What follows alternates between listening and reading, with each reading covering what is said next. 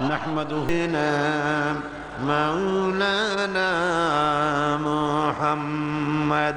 প্রাণ খুলে मोहब्बतेर साथे जोर होना ये फूल तो बुलबुल का तरन्नुम भी न हो, चमने दहर में कलियों का तबस्सुम भी न हो, बलगल उला बिकमालिही कशफत दुजा बिजमालिही, हसनद जमीअ खसालिही सल्लु अलैहि। नसीमा जानबे बतहा गुजर कुन ज़हवालम मुहम्मद रा खबर कुन, बलगल उला बिकमालिही कशफत दुजा बिजमालिही, हसनत जमीअ खसालिही सल्लु अलैहि। अल्लाहुम्मा आमीन। रब्बना ज़लमना अनफुसना व इन लम तगफिर लना व तरहमना लनकूनन्न मिनल खासिरीन। आय अल्लाह ताआला,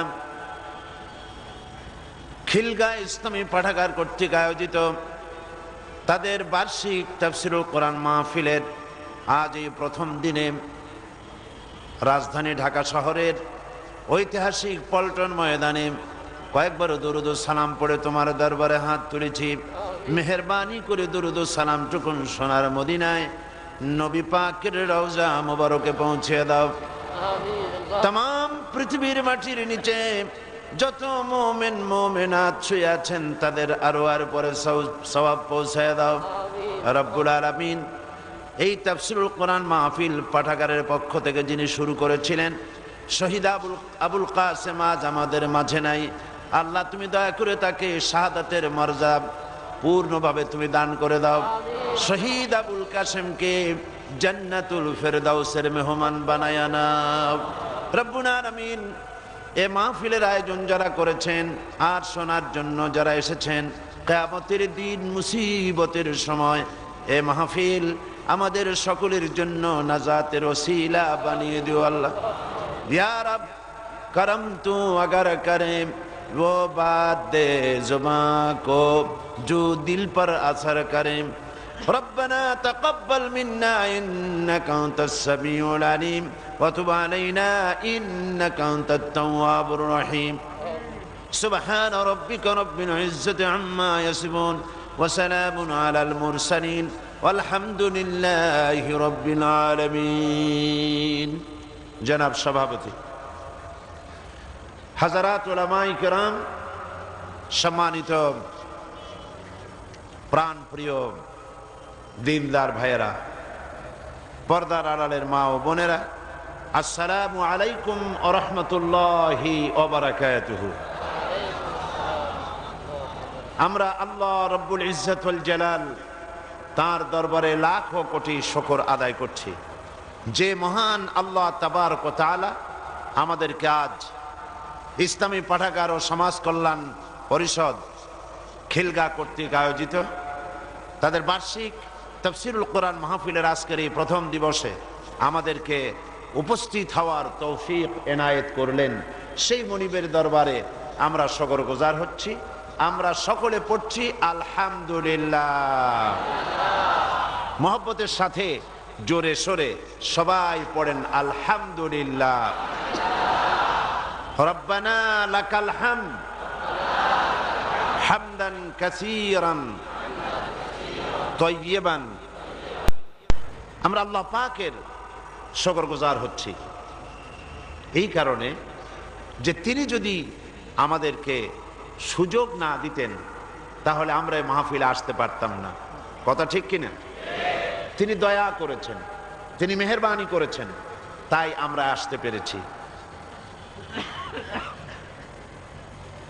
রাজধানী ঢাকা শহর, এখন এটাকে মেগা সিটি বলা হয়।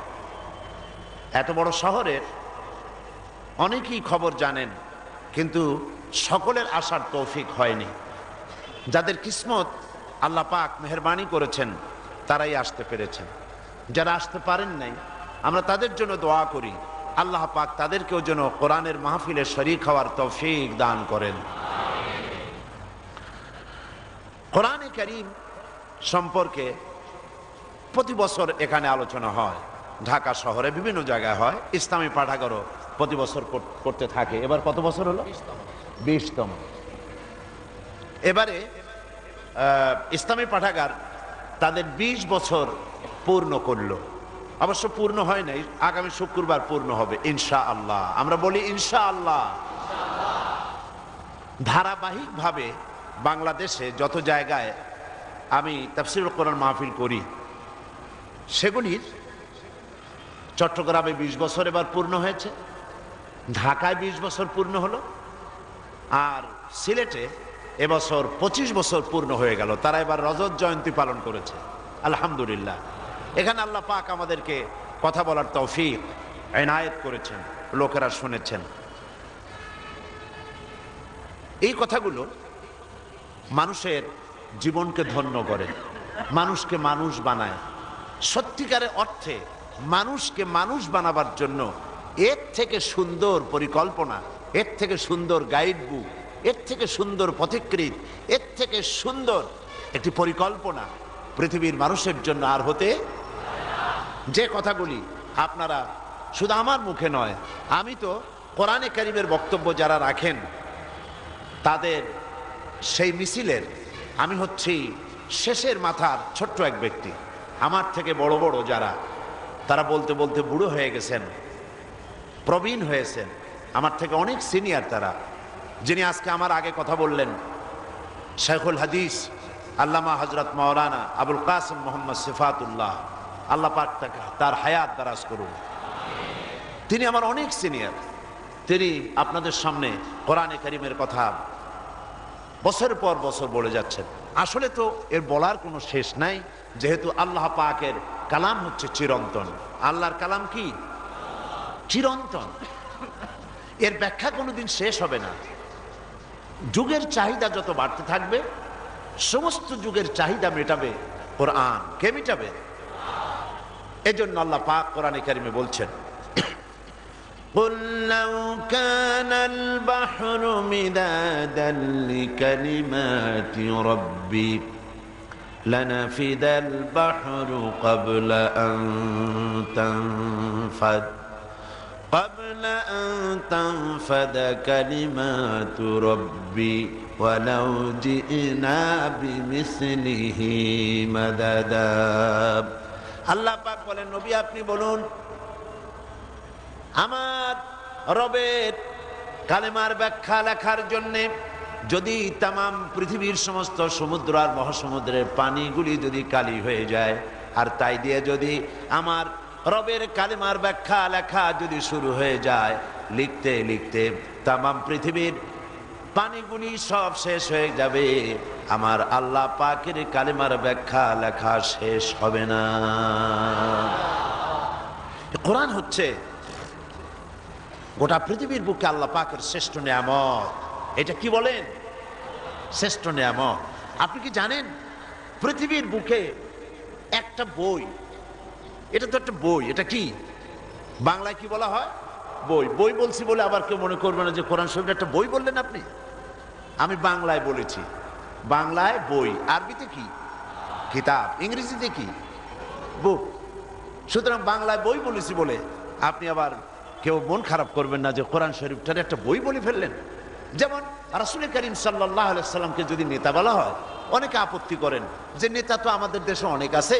কত লোকে বলে আমার নেতা, তোমার নেতা অমুক সাতামাতা হাবিজাবি বলে, এইসব তো কি এর সাথে কি মুহাম্মদ সাল্লাল্লাহু আলাইহি সাল্লামের নেতা বলে অমর্যাদা করা ঠিক না। আসলে তারা বাংলা ভাষায়, আমি মনে করব যে তাদের দৈন্যতা রয়েছে, তারা বাংলা ভাষা ভালো করে বোঝেন না। ওনারা যখন ইমামুল মুরসালিন বলেন, রাসূলকে কি বলেন? ইমামুল মুরসালিন মানে কি? সমস্ত রাসূলদের কি ইমাম মানে কি? তখন কিন্তু আপত্তি করে না, যেহেতু ওটা আরবিতে বলা হয়েছে। যখন বলা হয় ইমামুল মুত্তাকিন, সমস্ত মুত্তাকিনদের নেতা, তখন আপত্তি করে না। যখন বলা হয় আল্লাহুম্মা সাল্লি আলা সাইয়্যিদিনা মুহাম্মদ সাইয়েদেনা মানে হচ্ছে আমাদের নেতা, তখন আপত্তি করে না। কিন্তু যখন স্লোগান ওঠে তোমার নেতা আমার নেতা বিশ্বনবী মোস্তফা, তখন খুব রাগ করে যে রসুলকে কি নেতা বলা উচিত। আরবিতে বললে জায়েজ আছে, বাংলা বললে জায়েজ নাই। আমি এই এই অর্থটা আমি বুঝতে পারলাম না যে তাদের চিন্তা কেমন, বাংলা ভাষা নিজের মায়ের ভাষা সম্পর্কে তাদের দখল কতটুকু। যাই হোক, এটি হচ্ছে একটি বই, এটি একটি কি বই, এটি একটি কিতাব, এটি একটি কিতাব। আল্লাহ পাক এটার নাম রেখেছেন কিতাব, এটার নাম বলেছেন ফুরকান, এটার নাম বলেছেন হুদা, এটার নাম বলেছেন শেফা, এটার নাম বলেছেন তানজিল, অনেক নাম। এটার নাম বলেছেন নূর, অনেকগুলি নাম এই কোরআনের আল্লাহ পাক রেখেছেন। আমি যে প্রশ্ন করতে চাচ্ছিলাম সেটা হলো এই, যে আপনি কি জানেন পৃথিবীতে একটা বই দিয়ে একটা সমাজ বিপ্লব হয়েছে, একটি রাষ্ট্রীয় বিপ্লব হয়েছে, একটি অধপতিত মৃত্যুপ্রায় জাতি মধ্যে প্রাণ সঞ্চার করে দিয়ে গোটা বিশ্বের শ্রেষ্ঠ জাতিতে পরিণত করে দিয়েছে একটা বই। এ কি আপনি জানেন পৃথিবীতে এমন কোন বই আছে? আছে, হ্যাঁ আছে। সে বইটার নাম কি? চিল্লায় বলেন কি নাম? আল কোরআন। একটা বই একটা জাতির পরিবর্তন করেছে, একটা মরা জাতিকে জিন্দা করেছে। সুবহানাল্লাহ। আজ আমার দেশের কলেজ বিশ্ববিদ্যালয়গুলিতে সিলেবাসে অনেক সাবজেক্ট আছে, দর্শন আছে, বিজ্ঞান আছে, ইতিহাস আছে, জুলজি আছে, বোটানি আছে, মেডিকেল সায়েন্স আছে, পলিটিক্যাল সায়েন্স আছে, কত সাবজেক্ট একটা সিলেবাসে। সিলেবাসের অনেক সাবজেক্ট, মাদ্রাসাও আছে, কলেজও আছে, বিশ্ববিদ্যালয় আছে। কিন্তু মুহাম্মদ আরবি সাল্লাল্লাহু আলাইহি ওয়াসাল্লাম হুজুরের নাম শুনবেন আর চট করে বলে ফেলবেন কি? এক সেকেন্ডও দেরি করবেন না। আপনি দেরি করবেন আর বলবেন না, আপনি ওয়াজিব তরক করবেন এবং বখিলের খাতে আপনার নাম লেখা হয়ে যাবে। মুহাম্মদ আরবি সাল্লাল্লাহু আলাইহি ওয়াসাল্লামের একটা ইউনিভার্সিটি ছিল, সেই ইউনিভার্সিটির নাম ছিল আল হেরা ইউনিভার্সিটি। সেই ইউনিভার্সিটির ভাইস চ্যান্সেলর ছিলেন মুহাম্মদুর রাসূলুল্লাহ সাল্লাল্লাহু আলাইহি ওয়াসাল্লাম, আর এটার চ্যান্সেলর ছিলেন আল্লাহ রাব্বুল আলামিন। এবং ছাত্র ছিলেন কারা? হযরতে আবু বকর, হযরতে ওমর, হযরতে উসমান, হযরতে আলী, হযরতে জুবাইর বিন আওয়াম, হযরতে খাব্বাব, হযরতে খুবাইব, হযরতে আবু সাইদ খুদরি, হযরতে আবু উবাইদা ইবনুল জাররাহ রিদওয়ানুল্লাহি তাআলা আলাইহিম আজমাইন। এরা হলেন ছাত্র। আর সিলেবাসে বই ছিল মাত্র দুইটা। কয়টা বই ছিল সিলেবাসে? কয়টা বই ছিল? একটার নাম আর একটার নাম কোরআন আর হাদিস। সিলেবাসের দুইটা বই পড়ে হযরত ওমর তৈরি হলেন। সারা বিশ্বের অক্সফোর্ড বিশ্ববিদ্যালয়, ক্যামব্রিজ বিশ্ববিদ্যালয়, তারপরে আপনার হার্ভার্ড বিশ্ববিদ্যালয়, ক্যালিফোর্নিয়া বিশ্ববিদ্যালয়, তাম পৃথিবীর সমস্ত বিশ্ববিদ্যালয় যদি একত্রিত হয়, হযরত ওমরের একখানা পাও বানাইতে পারবে? হযরত ওমরের একখানা পা বানাতে পারবে? পারবে না। কারণ ওই সিলেবাসে ছিল কোরআন আর সুন্নাহ। সেই কিতাব আপনারা শুনতে এসেছেন, যেই কিতাব দিয়ে একটা মরা জাতি জিন্দা হয়ে গেছিল। সুবহানাল্লাহ। আজ সেই কোরআন আমাদের কাছে আছে না নাই? আসতে বললেন যে অবিকল সেই কোরআন আমাদের কাছে আছে, কিন্তু আমরা বড় পোড়া কপাল। আমরা কি? কিন্তু আল্লাহ বলছিলেন কি?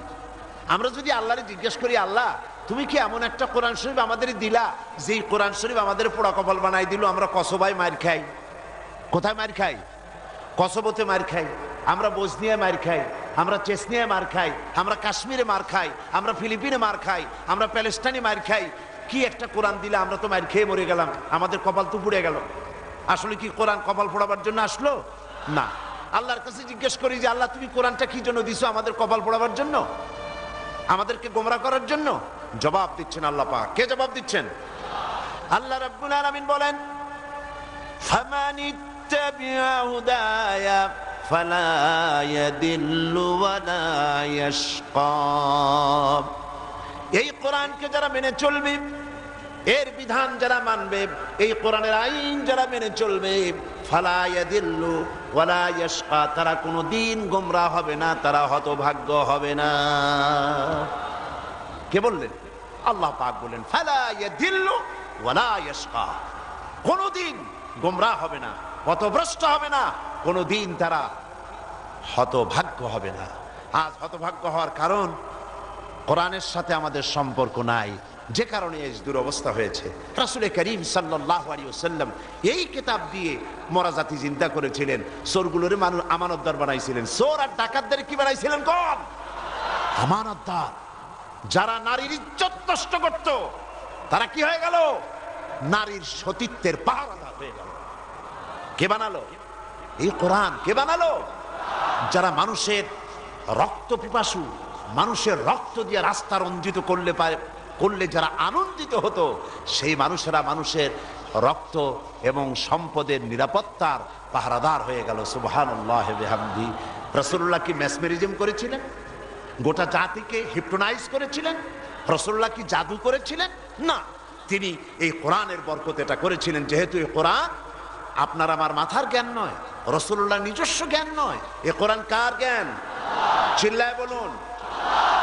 আল্লাহ রাব্বুল আলামিন বলেন, মা ইয়ানতিকু আনিল হাওয়া ইন হুয়া ইল্লা ওয়াহয়ুন ইউহা।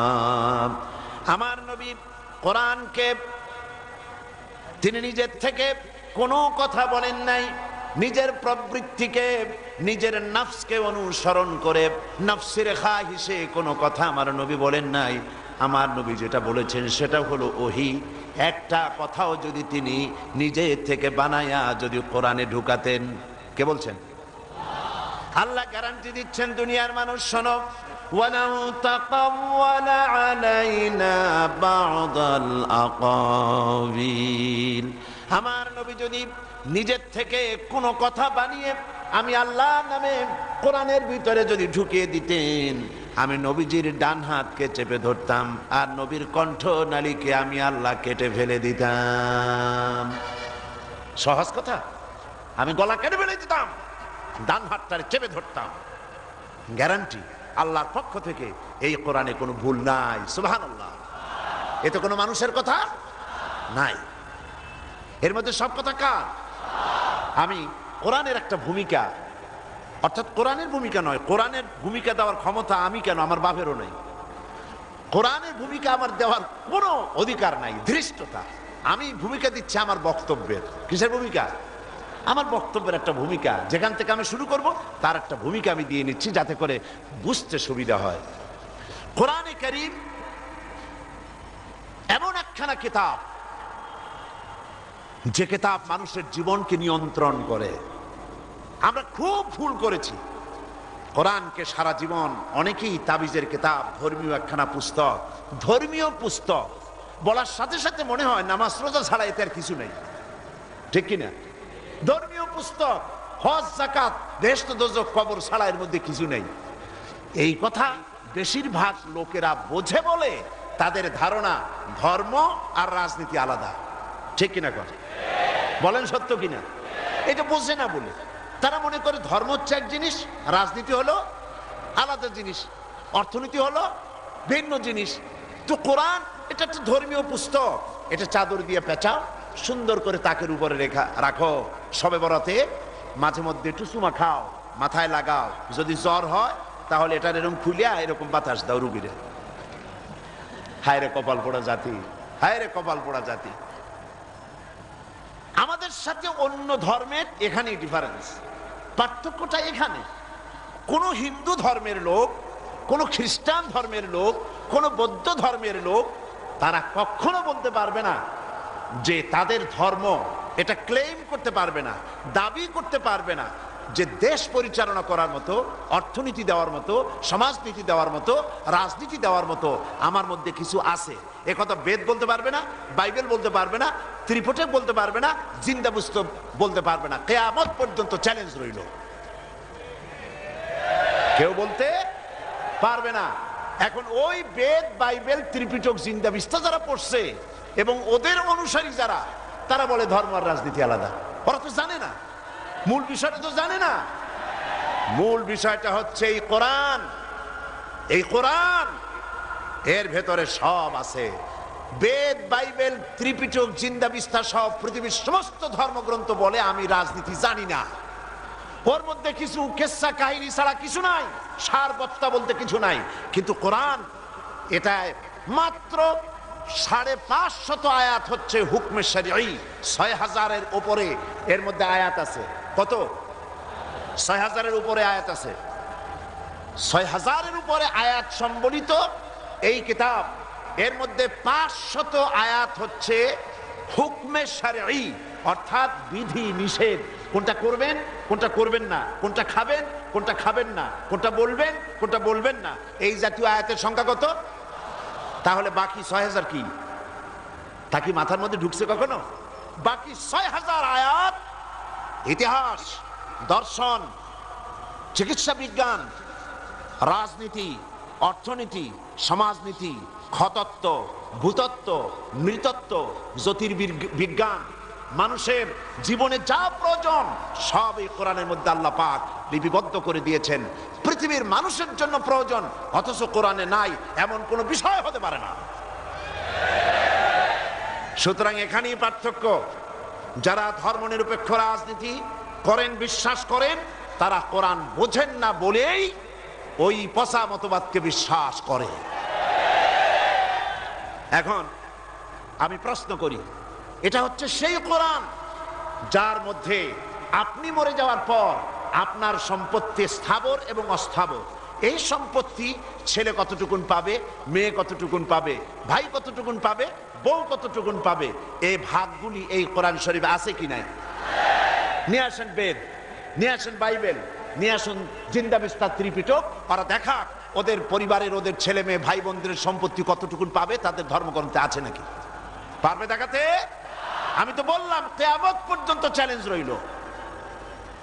এরপর চুরি করলে কি শাস্তি হবে, ডাকাতি করলে কি শাস্তি হবে, জেনা করলে কি হবে, মদ পান করলে কি হবে, যাকে বলা হয় জুডিশিয়াল ল, ফৌজদারি দণ্ডবিধি, এ কোরআন শরীফে আছে নাকি নাই? আছে কিনা? তো সেটাও এর মধ্যে আছে। আপনি যদি একটা দেশ চালান, দেশ পরিচালনা করতে গিয়ে আপনার পররাষ্ট্রনীতি দরকার, স্বরাষ্ট্রনীতি দরকার, প্রতিবেশী দেশের সাথে কি ব্যবহার আপনি করবেন কি করবেন না, এই বক্তব্যগুলি কোরআনে আছে কিনা? আছে কিনা?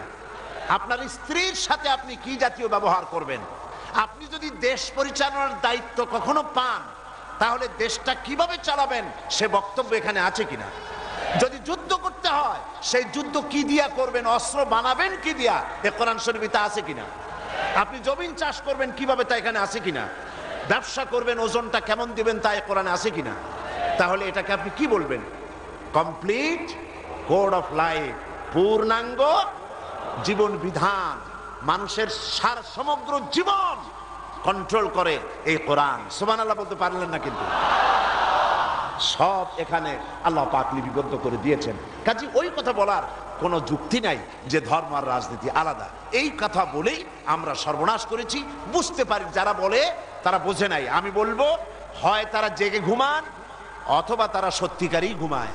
এবার আসুন, কোরআন শরীফের যে কথাগুলি আমি আপনাদের সামনে আজকে আলোচনা করতে চাই, সেখান থেকেই আলোচনা করা যাক। প্রথমেই বলে নিলাম যে কোরআন হচ্ছে একটি পূর্ণাঙ্গ কি জীবন ব্যবস্থা। সব কথা এর মধ্যে আছে, কোনো জিনিস বাদ নাই।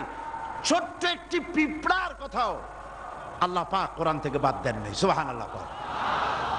পিঁপড়ার নামে একটা সূরা আছে না? আছে কি না? সূরাটার নাম কি? সূরা আন-নামল। হাতি সবচাইতে প্রকাণ্ড প্রাণী কি? ওর নামে একটা সূরা আছে না? কি নাম? সূরা ফিল। দেখেন, হাতি অত বড় বিরাট, সূরাটা এতটুকু, আর পিঁপড়া চোখে পড়ে না, তার সূরাটা বিরাট। আবার মাকড়সা, সে যেন মনে না করতে পারে যে আমি এত নাম করা একটা শিল্পী, এত সুন্দর করে বাসা বানাই, কোরআনের মতো কিতাবে আমার নাম থাকলো না, ওর নামে একটা সূরা এসে গেছে, সূরা আনকাবুত। মৌমাছি এত সুন্দর করে মধু সংগ্রহ করে প্রত্যেকটা ফুল থেকে, সেই মৌমাছিকেও বাদ দেওয়া হয় নাই। এই সূরার মধ্যে তার একটি সূরা আসছে কোরআন শরীফে, সূরার নাম কি? সূরা আন-নামল। যে লোহা না হলে দুনিয়া চলে না, সেই লোহার নামে একটা সূরা আছে, নাম কি? আবার এই পৃথিবীতে মানুষ আশরাফুল মখলুকাত, সৃষ্টির সেরা মানুষ, মানুষের নামে একটা সূরা আছে, সূরার নাম আন-নাস। মানুষের নামে সূরা আছে। আবার মানুষের মধ্যে দুইটা শ্রেণী, একটা হলো পুরুষ আর একটা নারী। এখন নাস তো ইন জেনারেল, কিন্তু ইন্ডিভিজুয়াল, নারীরা যাতে বঞ্চিত না হয়, কোরআন সেদিকেও লক্ষ্য রেখেছে। আল্লাহ পাক নারীর নামে একটা সূরা নাজিল করেছেন। সূরার নাম কি? সূরা নিসা। আবার ব্যক্তি নারীর নামেও সূরা আছে, নাম কি? মারিয়াম। পুরুষের ব্যক্তি নামেও সূরা আছে, নাম কি? সূরা ইউসুফ, সূরা ইব্রাহিম, সূরা ইউনুস। আছে না এগুলা? সুবহানাল্লাহ। তাহলে আমি কথাটা এইভাবে বলি, এটা কিন্তু কোরআনও নয় হাদিসও নয়। এবার আমি যা বলবো সেটা হলো, কোরআন শরীফ শুরু হয়েছে বিসমিল্লাহ দিয়ে। কি দিয়ে শুরু হয়েছে?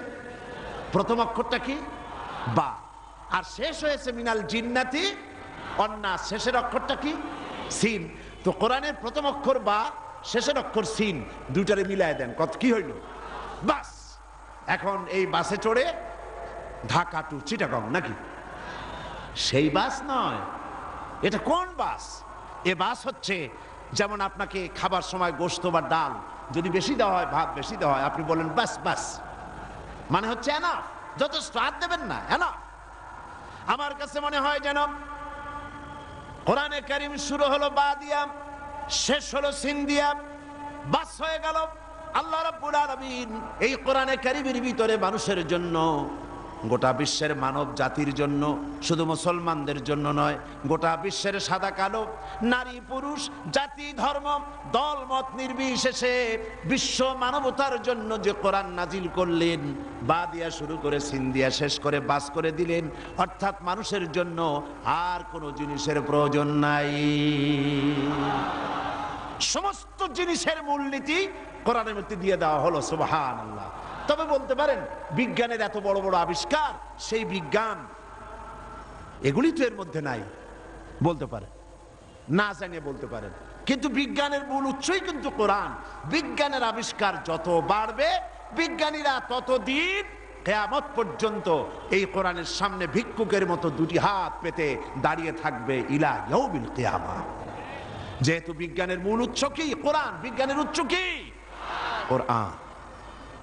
সেই কোরআনে কারীম থেকে আমি আলোচনা করার নিয়ত করেছি, সে আলোচনার জন্যই এসেছি। ইনশাআল্লাহ আল্লাহ পাক যদি আমাদের তৌফিক দেন, আমরা আলোচনা করব। সুবহানাকা লা ইলমা লানা ইল্লা মা আল্লামতানা। আমি কিছুই বলতে পারবো না যদি আমার মনিব আমাকে সাহায্য না করেন। আপনারা দোয়া করুন যেন এখানে যা প্রয়োজন সেই জাতীয় বক্তব্য আল্লাহ রাখার তৌফিক এনায়েত করেন। একটু পড়েন আমার সাথে, শয়তানের ওয়াসওয়াসা থেকে পানাহ চেয়ে নিই। সবাই পড়েন। আউযু বিল্লাহি মিনাশ শাইতানির রাজীম। বিসমিল্লাহির রাহমানির রাহিম। বিতাড়িত মরদুদ শয়তানের ওয়াসওয়াসা থেকে পানাহ চাই পরম করুণাময় আল্লাহ রাব্বুল আলামিনের নামে। শুরু করছি।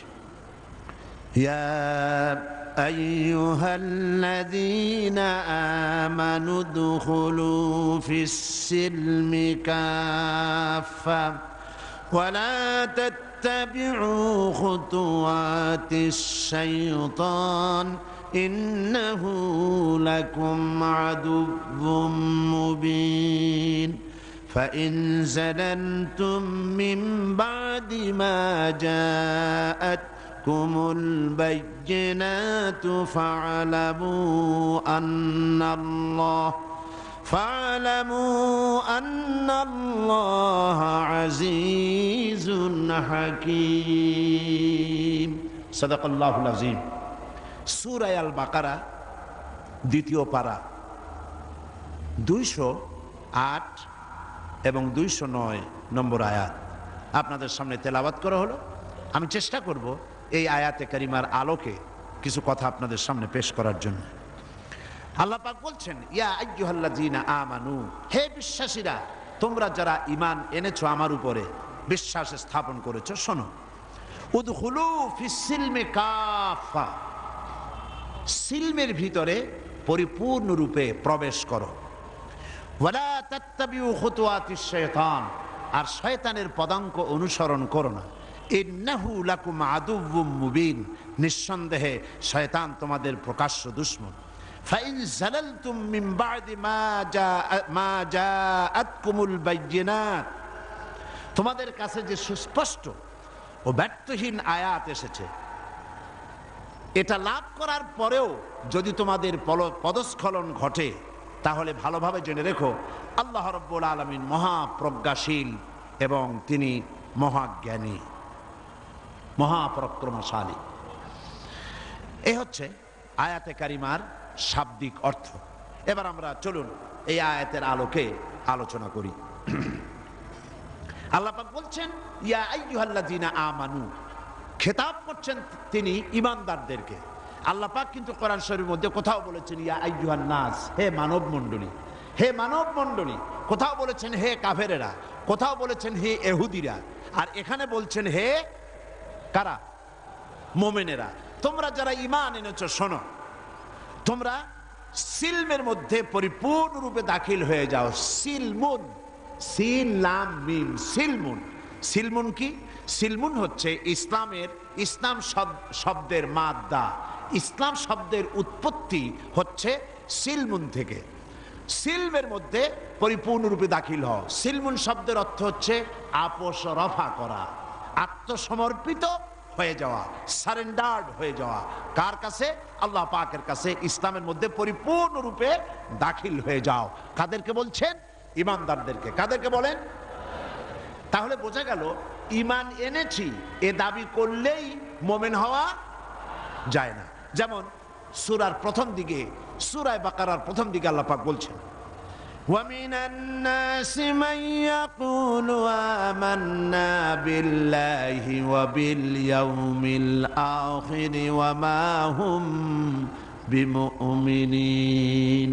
আল্লাহ পাক বলেন লোকেদের ভিতরে এমন বহু লোক আছে, মানুষের ভিতরে এমন বহু মানুষ আছে যারা বলে আল্লাহ পাকের উপর ঈমান এনেছি আর পরকালের উপরে ঈমান এনেছি। আল্লাহ পাক বলেন ওমা হুম বিমুমিনিন, এরা মুমিন না, এরা মুমিন নয়। তো একজন মানুষ মুসলমান হওয়ার জন্য প্রথম শর্ত কি? আল্লাহর উপর ঈমান আনা, আর 2 নম্বরে বলেন আপনারা আখিরাতের উপরে বিশ্বাস স্থাপন করা। তো ঈমান এনেছি, একটি লোক বলছে যে আমি আল্লাহর উপরে ঈমান এনেছি, পরকালকে বিশ্বাস করেছি, আর আল্লাহ পাক বলছেন ওমা হুম বিমুমিনিন, এরা মুমিন না। তার কারণ হলো ঈমান এনেছি আমরা পড়েছি লা ইলাহা ইল্লাল্লাহু মুহাম্মাদুর রাসূলুল্লাহ। পড়েন সবাই লা ইলাহা ইল্লাল্লাহ, লা ইলাহা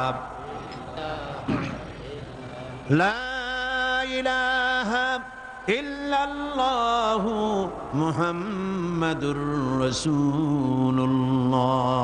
এটাই হচ্ছে আমাদের ঈমানের ভিত্তি। এখন এই কালেমা পড়ে মুসলমান হওয়ার পরেও বহু মুসলমান আছে নামাজ পড়ে না। আছে না? নামাজ পড়ে কিন্তু ওজনে কম দেয়, নামাজ পড়ে রোজাও রাখে কিন্তু স্ত্রীকে মেয়েকে পর্দায় রাখে না। আছে কিনা এরকম? নামাজ পড়ে রোজাও করে, হজও করে, যাকাতও দেয়, কিন্তু সুদী ব্যাংক থেকে টাকা নিয়ে ব্যবসা করে, সুদী ব্যাংকের টাকা নিয়ে বাড়ি বানায়। আছে কিনা জোরে কম?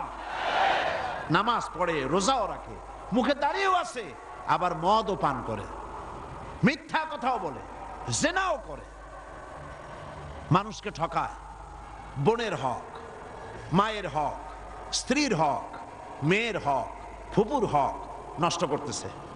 আছেন এরকম? তাহলে ঈমান এনেছি এটা দাবি করলেই, মুখ দিয়ে দাবি করলে হলো না, পূর্ণাঙ্গ রূপে দাখিল হতে হবে ইসলামের মধ্যে। সেটাই হলো আল্লাহ পাকের বক্তব্য। হে ঈমানদারেরা শোনো, যারা আমার প্রতি ঈমান এনেছো, বিশ্বাস করেছো, শোনো, সিলমের মধ্যে পরিপূর্ণরূপে দাখিল হয়ে যাও, সবটুকুন দাখিল হও। যেমন আপনি যদি একটি শেরওয়ানি পরেন, আর সেই শেরওয়ানি একটা হাতের মধ্যে হাত ঢুকাইয়া বাকি শেরওয়ানির অংশটা যদি পিঠের উপরে ঝুলায় রাখেন, আপনি শেরওয়ানিটা পরেছেন বলে কেউ কি বলবে? বলবে না। আপনি যদি ঘরের বারান্দায় দাঁড়াইয়া যদি জানালার ভিতর দিয়ে মাথা ঢুকান, তাহলে কেউ কি বলবে যে আপনি ঘরের মধ্যে প্রবেশ করেছেন? কেউ বলবে না। আপনি পাজামা পরতে গিয়ে পাজামার একটি ফাঁকের মধ্যে পা ঢুকিয়ে দিয়েছেন আর অন্য অংশটা টানতে টানতে আনতেছেন, কেউ কি বলবে যে আপনি পাজামা বা প্যান্টি পরেছেন? কেউ বলবে না। পাজামাটা পুরাটা পরলেই বোঝা যাবে পুরাটা পরেছেন। ঘরে শরীরটা নিয়ে ঢুকলেই ঘরে প্রবেশ করেছেন। জামাটা পুরাটা গায়ে দিলেই জামা গায়ে দিয়েছেন। এই কথাগুলি বোঝা কঠিন না সহজ? তাহলে এই কথাও সহজভাবে বুঝুন, ইসলাম দাবি করলেই হয় না। জীবনে দুই একটা উমরা করিয়া হজ করিয়া মানুষকে ফাঁকি দিলে হয় না। পূর্ণাঙ্গ ইসলাম কায়েম করতে হবে জীবনের সব ক্ষেত্রে, সকল ক্ষেত্রে ইসলামের মধ্যে পরিপূর্ণভাবে দাখিল হতে হবে।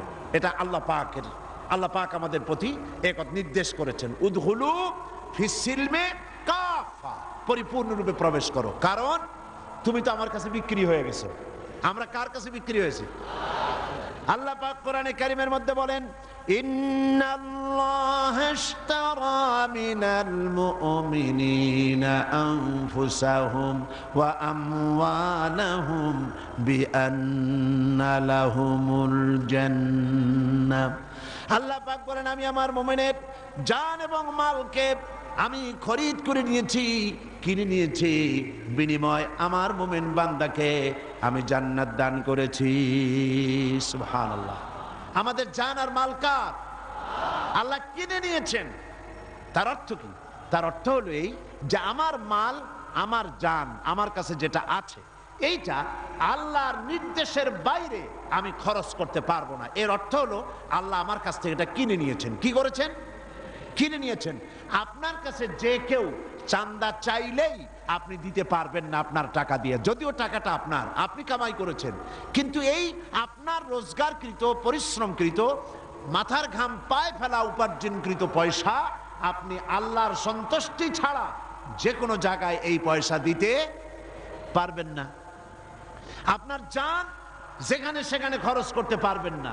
জান আপনার, কিন্তু আপনি তো আত্মহত্যা করতে পারবেন না। আত্মহত্যা করা কি? কবিরা গুনাহ, মহাপাপ। কেন পারবেন না? আপনার জান আপনি ফ্যানের সাথে ঝুলে মরতে পারবেন না। কেন পারবেন না? এই কারণে যেহেতু জানটা আল্লাহর। জানটা কার? মালটা কার? তাহলে এই জান মাল খরচ করতে হবে কার রাস্তায়? আল্লাহর রাস্তায় খরচ করতে হবে, কারণ এটা বিক্রি হয়ে গেছে আল্লাহর কাছে পরিপূর্ণরূপে। আল্লাহ রাব্বুল আলামিন বলেন, আফাগায়রা দীনিল্লাহি ইয়াবগুন ওয়া লাহু আসলামা মান ফিস সামাওয়াতি ওয়াল আরদি তাওআন ওয়া কারহা। আফাগায়রা দীনিল্লাহি ইয়াবগুন, তোমরা কি আমি আল্লাহ ছেড়ে দিয়ে, আমার আল্লাহর বিধান, আমি আল্লাহর সিস্টেম পদ্ধতিকে ছেড়ে দিয়ে অন্যের তৈরি করা কোন মতবাদ তালাশ করো নাকি? ওয়ালাহু আসলামা, ওই যে উদখুলু ফিস সিলমে, সেই কথাই এখানে আবার আসছে, আসলামা, ওয়ালাহু আসলামা। অথচ আকাশে যা আছে, জমিনে যা আছে, সব আনুগত্যের মস্তককে অবনত করে দিয়েছে কার সামনে? চিল্লায় বলেন, কার সামনে? তাও ওয়া কারহা, ইচ্ছায় হোক অনিচ্ছায় হোক আল্লাহর সামনে মাথা নত করেছে। আর আল্লাহর সামনে মাথা নত করার অর্থ কি? মাথা তো আমরাও নত করি। বাইতুল মুকাররমে আমরা গিয়ে মাথা নত করি না? এই বাইতুল মুকাররম যে গভর্নমেন্টের আন্ডারে যারা এটারে চালায়, সেই গভর্নমেন্ট মাঝে মধ্যে নামাজ পড়ে গভর্নমেন্টের লোকেরা, কিন্তু আল্লাহর হুকুম কি মানে? বলেন না, আল্লাহর হুকুমটারে কি মানে? তো আল্লাহর হুকুম যারা মানে, আল্লাহ পাক বলছেন দেখো, ওয়ালাহু আসলামা, আকাশে যা আছে, জমিনে যা আছে, আনুগত্যের মস্তককে আমার সামনে অবনত করেছে। তার মানে হলো তারা আমার হুকুম মানে। কার হুকুম মানে? সূর্য মানে কার হুকুম? চন্দ্র মানে কার হুকুম? সমুদ্রের জোয়ার ভাটা মানে কার হুকুম? জঙ্গলের প্রাণীগুলি হুকুম মানে কার? হুকুম মানে বলে ওদের মধ্যে শান্তি, আমরা মানি না বলে আমাদের মধ্যে অশান্তি। দেশের মানুষের যেন শান্তি হয়, এই জন্য প্রতি 5 বছর অন্তর বাংলাদেশের একটা সিস্টেম হচ্ছে 5 বছর অন্তর একটা জাতীয় নির্বাচন করা। জাতীয় নির্বাচনের মাধ্যমে একটা গভর্নমেন্ট ফর্ম হয়। সেই গভর্নমেন্ট তার দায়িত্ব কি? তার দায়িত্ব হলো লুটপাট করে খাওয়া নাকি? বলেন, উলট পালট করে দেমা, লুটে পুটে খাই, এটাই কি? না, গভর্নমেন্টের দায়িত্ব হচ্ছে জনগণের খাদ্য, বস্ত্র, শিক্ষা, চিকিৎসা, বাসস্থানের গ্যারান্টি দেওয়া, নারীর সতীত্ব এবং সম্ভ্রমের হেফাজত করা, শিশুদের অধিকার প্রতিষ্ঠা করা, শ্রমিকদের কৃষকদের অধিকার প্রতিষ্ঠিত করা, তাদের উৎপাদিত পণ্যের ন্যায্য মূল্য দেওয়া এবং শ্রমিকের গায়ের ঘাম শুকিয়ে যাওয়ার আগে তাদের প্রাপ্যকে বুঝিয়ে দেওয়া, এটাই হচ্ছে একটি গভর্নমেন্টের মোটামুটি দায়িত্ব, ঠিক কিনা? কিন্তু 5 বছর অন্তর বা 3 বছর অন্তর যতগুলি নির্বাচন হলো, এই নির্বাচনের মাধ্যমে যতগুলি গভর্নমেন্ট এলেন, এই গভর্নমেন্টগুলি জাতির ভাগ্যের পরিবর্তন তারা কি করতে পেরেছে? মানুষের কপাল কি খুলেছে? মানুষ কি আরামে খেয়ে পড়ে আছে? নাই। বরং ক্ষমতায় যারাই এসেছেন প্রত্যেকটি গভর্নমেন্ট অত্যন্ত দক্ষতার সাথে, যোগ্যতার সাথে, উইথ অল সিনসিয়ারিটি নিজেদের ভাগ্যের পরিবর্তন করে ফেলাইছেন। অন্যদের ভাগ্যের কপালে যাই থাকুক, নিজেদের ভাগ্য বদলাইতে পারে নাই, এমন বদনাম কোন সরকারকে দেওয়া যাবে না, ঠিক কিনা? তাহলে দেখেন, মানুষ গভর্নমেন্ট তৈরি করে কিন্তু সেই গভর্নমেন্ট জনগণের হক আদায় করে না। এবার আল্লাহর একটা সরকার আপনারা দেখতে চান? আল্লাহর গভর্নমেন্ট দেখবেন? এটা কোনো নির্বাচনের মাধ্যমে হয় না, এটা আল্লাহ নিজেই গভর্নমেন্ট বানায় রাখছেন। এটার কোনো জাতীয় নির্বাচনের প্রয়োজন নাই, আর এটার জন্য কোনো মন্ত্রীর দরকার নাই। আমার দেশে খাদ্যমন্ত্রী আছে কিনা? আছে কিনা? অন্যদের পেটের অবস্থা যাই হোক, খাদ্যমন্ত্রীর পেট ঠিকই আছে। স্বরাষ্ট্রমন্ত্রী, পররাষ্ট্রমন্ত্রী আছে কিনা? আচ্ছা, এবার আর একটা প্রশ্নের জবাব দেন। আমাদের এই পৃথিবীতে, যে পৃথিবীতে আমরা বাস করি, এই পৃথিবীতে মানুষ বেশি না অন্যান্য জলচর, স্থলচর, উভচর প্রাণী, জন্তু, কীট পতঙ্গ মানুষের চাইতে কম না বেশি? বেশি, ঠিক বলেছেন। এখন ওই প্রাণীগুলির ভেতরে সবচাইতে মানুষ কি পৃথিবীতে বেশি খায়, না এর থেকেও বড় বড় পেটওয়ালা আছে? আছে না জানোয়ারের মধ্যে বড় বড় পেটওয়ালা? আপনি একটা তিমি মাছে পেট এত বড় যে আপনার আমার মতো অন্তত 50টা মানুষ যদি একসাথে তিমির পেটের মধ্যে ঢোকে, তিমি মনে করবে হয়তো কয়েকটা সেলাপুটি ঢুকছে, মানুষ ঢুকছে বলে মনে করবে না। এত বড় বিশাল পেট। এরকম পেট আবার আছে গন্ডারের, এরকম পেট আছে হাতির, এরকম পেট আছে সিমোফিশ, লায়ন ফিশ, ডলফিন, বিশাল বিশাল প্রাণী আল্লাহ পাক কত বানায় রাখছেন তার কোনো ঠিক ঠিকানা নাই। বড় বড় অজগরের পেটে 3-4টা মানুষ হজম করে ভালাই দিতে পারে, এরকম বিশাল বিশাল অজগরও আছে। আচ্ছা, এবার আপনারা আমাকে বলেন, এই সুন্দরবন, আমার দেশে একটা সুন্দরবন আছে না? জবাব দিলে খুশি হব। এই সুন্দরবনে কি আছে? বাঘ আছে না? শুয়ার আছে না? বান্দর আছে না? অজগর আছে না? আরো অনেক প্রাণী আছে না? এই প্রাণীগুলির কোনো খাদ্যমন্ত্রী আছে? সমুদ্রের ভিতরে কুমির আছে, হাঙ্গর আছে, মাছ আছে, অসংখ্য জলচর প্রাণী আছে, এদের কোনো খাদ্যমন্ত্রী আছে? আফ্রিকার জঙ্গলে, পৃথিবীর পথে প্রান্তরে অসংখ্য পোকা মাকড়, কীট পতঙ্গ, আর রয়েছে অসংখ্য সহস্র সহস্র বিলিয়ন পাখি, এদের কোনো খাদ্যমন্ত্রী আছে? তাহলে এবার জবাব দেন। জঙ্গলের ভেতরে বাংলাদেশের পত্রিকায় ছাপা হয়েছে যে সুন্দরবনে ক্ষুধার জ্বালায় খাবার না পাইয়া 200 বাঘ মারা গিয়েছে, 2000 হরিণ মারা গিয়েছে, 5000 বানর ক্ষুধার জ্বালায় ছটফট করে মারা গেছে। এরকম কোন রিপোর্ট বাংলাদেশের পত্রিকায় কোনোদিন ছাপা হয়েছে? সাইবেরিয়ান দ্বীপপুঞ্জ থেকে সহস্র সহস্র পাখি শীতের জ্বালায় টিকতে না পেরে বাংলাদেশের সুনামগঞ্জের হাওড়ে এসে পড়েছিল, কিন্তু ক্ষুধার যন্ত্রণায় খাবার না পেয়ে তার থেকে 10,000 পাখি মারা গেছে, এরকম খবর হয়েছে? পানির ভিতরে অসংখ্য মাছ বঙ্গোপসাগরের ভিতরে ক্ষুধার জ্বালায় না খেয়ে মরে ভেসে উঠেছে, এমন খবর এসেছে? সমুদ্রের ভিতরে কুমির আছে, হাঙ্গর আছে, মাছ আছে, অসংখ্য জলচর প্রাণী আছে, এদের কোনো খাদ্যমন্ত্রী আছে? আফ্রিকার জঙ্গলে, পৃথিবীর পথে প্রান্তরে অসংখ্য পোকা মাকড়, কীট পতঙ্গ, আর রয়েছে অসংখ্য সহস্র সহস্র বিলিয়ন পাখি, এদের কোনো খাদ্যমন্ত্রী আছে? তাহলে এবার জবাব দেন। জঙ্গলের ভেতরে বাংলাদেশের পত্রিকায় ছাপা হয়েছে যে সুন্দরবনে ক্ষুধার জ্বালায় খাবার না পাইয়া 200 বাঘ মারা গিয়েছে, 2000 হরিণ মারা গিয়েছে, 5000 বানর ক্ষুধার জ্বালায় ছটফট করে মারা গেছে, এরকম কোন রিপোর্ট বাংলাদেশের পত্রিকায় কোনোদিন ছাপা হয়েছে? সাইবেরিয়ান দ্বীপপুঞ্জ থেকে সহস্র সহস্র পাখি শীতের জ্বালায় টিকতে না পেরে বাংলাদেশের সুনামগঞ্জের হাওড়ে এসে পড়েছিল, কিন্তু ক্ষুধার যন্ত্রণায় খাবার না পেয়ে তার থেকে 10,000 পাখি মারা গেছে, এরকম খবর হয়েছে। পানির ভিতরে অসংখ্য মাছ বঙ্গোপসাগরের ভিতরে ক্ষুধার জ্বালায় না খেয়ে মরে ভেসে উঠেছে, এমন খবর এসেছে। তাহলে এতগুলি প্রাণীকে কে খাবার দেয়? কোন গভর্নমেন্ট দেয়? কারণ ওয়ালাহু আসলামা মান ফিস সামাওয়াতি ওয়াল আরদ, কারণ আকাশে যা আছে জমিনে যা আছে সব আল্লাহর আইন মানে। কার আইন মানে? কার আইন? অসংখ্য প্রাণী, সুন্দরবনের বাঘগুলি, সিংহ, হাতিগুলি, অজগরগুলি, বানর আর হরিণগুলি বাসা থেকে বেরিয়ে যায় সকালবেলায়, ক্ষুধার্ত পেট নিয়ে ব্রেকফাস্ট করে নাই, কোথায় লাঞ্চ হবে জানে না। পাখিগুলি সকালবেলায় বাসা থেকে নিজের বাচ্চাগুলিকে বাসায় ফেলে গেল, নিজের পেটও খালি, পাখির বাসার ভিতরে বাচ্চাগুলির পেটও খালি। পিঁপড়াগুলি বেরিয়ে গেল, মৌমাছি, বল্লা, ভিমরুল বেরিয়ে গেল, সমস্ত কীট পতঙ্গ, উভচর, জলচর, স্থলচর, তিমির মতো প্রাণী থেকে শুরু করে ছোট্ট পিঁপড়া, মাইক্রোস্কোপ যন্ত্র ছাড়া দেখা যায় না এমন পোকাটিও সকালবেলায় খালি পেট নিয়ে বেরিয়ে গেল। আল্লাহ পাক বলেন সন্ধ্যা হতে না হতে সকল প্রাণীর পেট ভরাইয়া যার যার বাড়ি ভিড়াইয়া দেই। কারণ এই রিস্কের মালিক কে? চিল্লাই কইতে পারলেন না?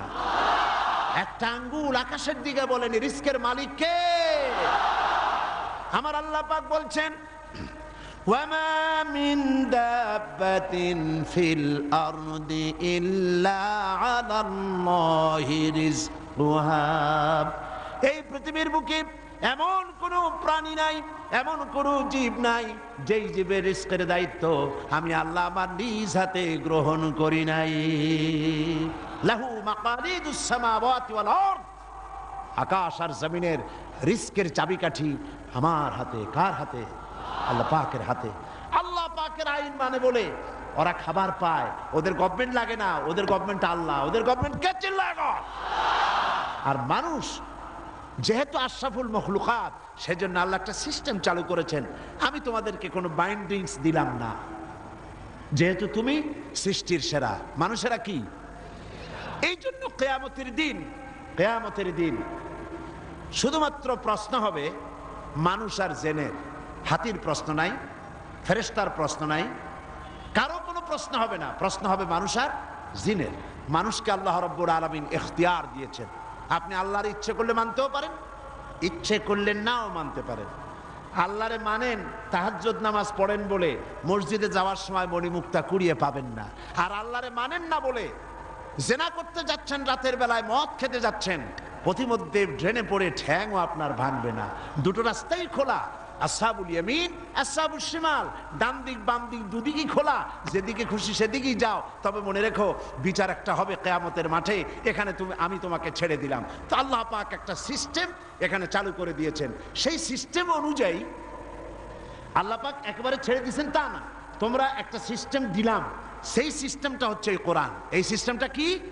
কোরআন। ওরা কিন্তু মানতে বাধ্য। কারা? কোন তো দেখি, কি বুঝলেন না তখন? মাশাআল্লাহ, আপনাদের বক্তৃতা শুনে আরাম আছে, যেহেতু আপনারা কথা বোঝেন। কোন আলহামদুলিল্লাহ। ওরা মানে জন্তু জানোয়ার। ওয়ালাহু আসলামা মান ফিস সামাওয়াতি ওয়াল আরদ, আকাশে যা আছে জমিনে যা আছে, তাওআ ওয়া কারহা, ইচ্ছায় হোক অনিচ্ছায় হোক আমার আইন মানতেই হবে। কিন্তু তুমি মানুষ, তোমাকে আমি ছেড়ে দিয়েছি তোমার ইচ্ছের উপরে, আর একটা সিস্টেম দিয়েছি, এইটা অনুযায়ী যদি চলো খাবার পাবে, না খাইয়া মরবা না। কিন্তু ওই যারা বক্তৃতা করতে আসে নির্বাচনের সময় মঞ্চে দাঁড়ায়, ভাইয়ার আমার, বোনের আমার, এইবার যদি ক্ষমতায় যেতে পারে না খেয়ে কেউ মরবেন না, কিন্তু কি খাইয়া মরবে তাও কয় না। এদের কথায় বিশ্বাস করলেই মরবেন, এদের কথা বিশ্বাস করলেই মরবেন, যেহেতু এরা ফাসিক, এরা নামাজ পড়ে না, এদের রোজা নাই, এদের চরিত্র নাই, এরা বেয়াদব, এরা আল্লাহ বিশ্বাস করে না। সেই জন্য এদের কথা দিয়ে দেশের মানুষ শান্তি পাবে না, ফসল নষ্ট হবে, না খাইয়া মরবা। দেখেন আল্লাহ কি সুন্দর করে বলেন, এই কোরআন রাতের পর রাত আমি এই 38 বছর 38 ইয়ার্স একটানা কোরআনে কারীম মানুষের খেদমতে বলার তৌফিক আল্লাহ পাক তারে গুনাহগার বান্দা, তার এই ছোট্ট বান্দাকে তৌফিক দিয়েছেন আলহামদুলিল্লাহ। দেশে বিদেশে বলছি, বলে বলে শেষ করতে পারি না, আমার তৃষ্ণা মেটে না, আরো বলতে ইচ্ছে করে, আরো বলতে ইচ্ছে করে। কোরআন বলে শেষ করতে পারছি না। কোরআন যদি এই কোরআনের মধ্যে আল্লাহ পাক যেভাবে বলে দিয়েছেন এটা যদি মানতাম, স্পষ্ট করে আল্লাহ বলছেন যদি খাইতে চাও, আরামে থাকতে চাও, দুইটা কাম করো। কয়টা কাম? কে বলছেন? আমি কিন্তু আমার বাবার কথা বলছি না, আমার দাদার কথাও বলছি না। আমরা কোনদিন কোরআনের মঞ্চে দাঁড়িয়ে বলিনি আমার বাবাই স্বপ্ন দেখেছে, বলেছি? আমরা আমার বাবার স্বপ্ন নিয়ে কোনো কথা বলি না, আমরা কথা বলি আল্লাহর কথা বলি। তোমার বাবা কি স্বপ্ন দেখলো জাতির তাতে কিছু যায় আসে না। জাতি জানতে চায় কোরআনে কি আছে, জাতি জানতে চায় হাদিসে কি আছে। জাতির মুক্তি তো এই পথেই, জোরে বলেন ঠিক কিনা? জাতির মুক্তি কোন পথে? আল কোরআনের পথে। এখানে ফিরে আসো, এখানে ব্যাক করো, এখানে ব্যাক করবা। থামেন, এখানে ব্যাক করবা, তবে খুব সহজে করবা না। সাপে আর ব্যাঙে ছিল খুব বন্ধুত্ব। ব্যাঙ বলছে সাপ তোমারে দেখতে খুব ভালো, তেল কুচকুচে।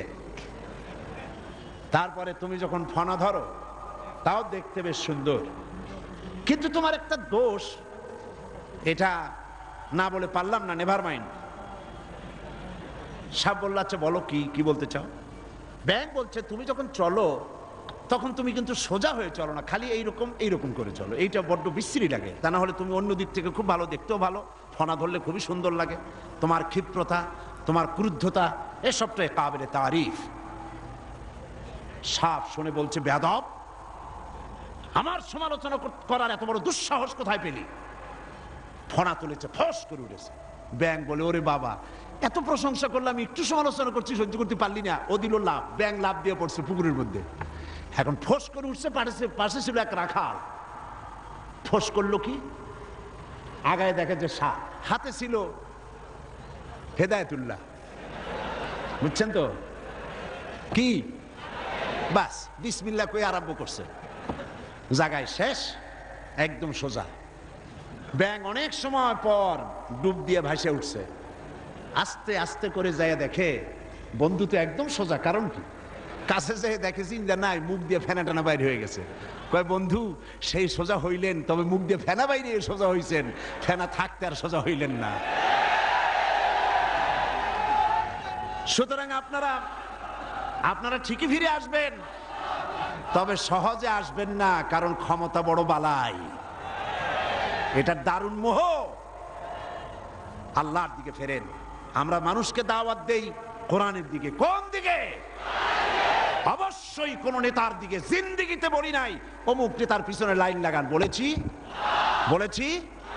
সবসময় বলি আল্লাহর দিকে আসেন, আল্লাহর কোরআনের দিকে আসুন। দেখেন আল্লাহ বলেছেন যদি খেতে চাও, পড়তে চাও, তোমাকে দুইটা কাজ করতে হবে। ওয়ালাউ আন্না হালাল কুরা আমানু ওয়াত্তাকাউ লাফাতাহনা আলাইহিম বারাকাতিম মিনাস সামাই ওয়াল আরদ। আল্লাহ পাক বলেন যদি জনপদের লোকেরা, দেশের লোকেরা দুইটা কাজ যদি করে, কয়টা কাজ? দুইটা কাজ যদি করে, আমি আল্লাহর উপরে যদি ঈমান আনে আর আমাকে ভয় করার নীতি যদি অবলম্বন করে চলে, তাহলে আমি রব্বুল আলামিন ওই দেশের মানুষের জন্য আকাশ আর জমিনের সব বরকতের দরজা খুলে দেব। কি ওয়াদা কার? আল্লাহ কি ওয়াদা ভঙ্গ করেন? কখনো, তিনি কখনো ওয়াদা ভঙ্গ করেন না। সেই আল্লাহ পাকের, তিনি বলছেন যে আমার রিস্কের মালিক আমি তোমাদেরকে সুযোগ দিয়েছি, গভর্নমেন্ট তৈরি করো, সরকার বানাও, এবং সরকার বানায়া আমার কোরআন দিয়ে দেশ চালাও। তবে কোরআন দিয়ে যদি দেশ না চালাও, কোরআন শরীফের মধ্যে আল্লাহ অন্যত্র বলেছেন ক্ষমতা দেই, ক্ষমতা দিয়া আমি চুপ বুঝে বসে থাকি না। আল্লাহ কি ঘুমান? বলেন আল্লাহ কি ঘুমান? হযরত মুসা আলাইহিস সালাম একদিন আল্লাহরে বলেন, আল্লাহ তুমি নাকি ঘুমাও না? আল্লাহ পাক বলেন, অবশ্যই ঘুমাই না। তোমার বিশ্বাস হয় না? কয় আল্লাহ অবশ্যই বিশ্বাস হয়, তবে বুঝি না, আমার বুঝে আসে না। তো যখন তুমি বিশ্বাস করো, বুঝে যখন আসে না, তাহলে আমি বুঝাই দেব। বিশ্বাস না করলেই তো সর্বনাশ। বিশ্বাস না করলে কি সর্বনাশ। ইব্রাহিম আলাইহিস সালাম আল্লাহরে বলছিলেন, রব্বি আরিনি কাইফা তুহিয়াল মাউতা, আয় আল্লাহ তুমি মরারে জিন্দা বানাও কেমনে? আল্লাহ কয় আওয়ালাম তুমিন, বিশ্বাস করো না? হযরত ইব্রাহিম আলাইহিস সালাম বললেন বালা। তিনি নাম বলতে পারতেন। নাম মানে হ্যাঁ, আর বালা মানে দুটো শব্দের অর্থ একরকম না, যদিও ব্যবহারিক পদ্ধতিতে বিভিন্ন জায়গায় দুটো একই অর্থে ব্যবহার হয়, কিন্তু আর্থিক দিক থেকে অর্থাৎ পারিভাষিক দিক থেকে দুটো অর্থে ব্যবহার হয়। হযরত ইব্রাহিম বলতে পারতেন বিশ্বাস করিয়া, নাম। তিনি নাম বললেন না। আল্লাহ বললেন আওয়ালাম তুমিন, বিশ্বাস করো না? জবাবে আমার জাতির পিতা। কে বললেন? আমার জাতির পিতা। চিল্লায় কোন কে? আমার জাতির পিতার নাম কি? আমার জাতির পিতা বললেন বালা। এর অর্থ কি? হয় নট। কেন নয়? অবশ্যই বিশ্বাস করি। ওয়ালাকিন লিয়াতমাইন্না কলবি, কিন্তু আল্লাহ আমি যদি দেখতে পারি তাহলে আমার মনটা একটু ঠান্ডা হয়। শোনা কথা দেখা এর মধ্যে একটু পার্থক্য আছে তো।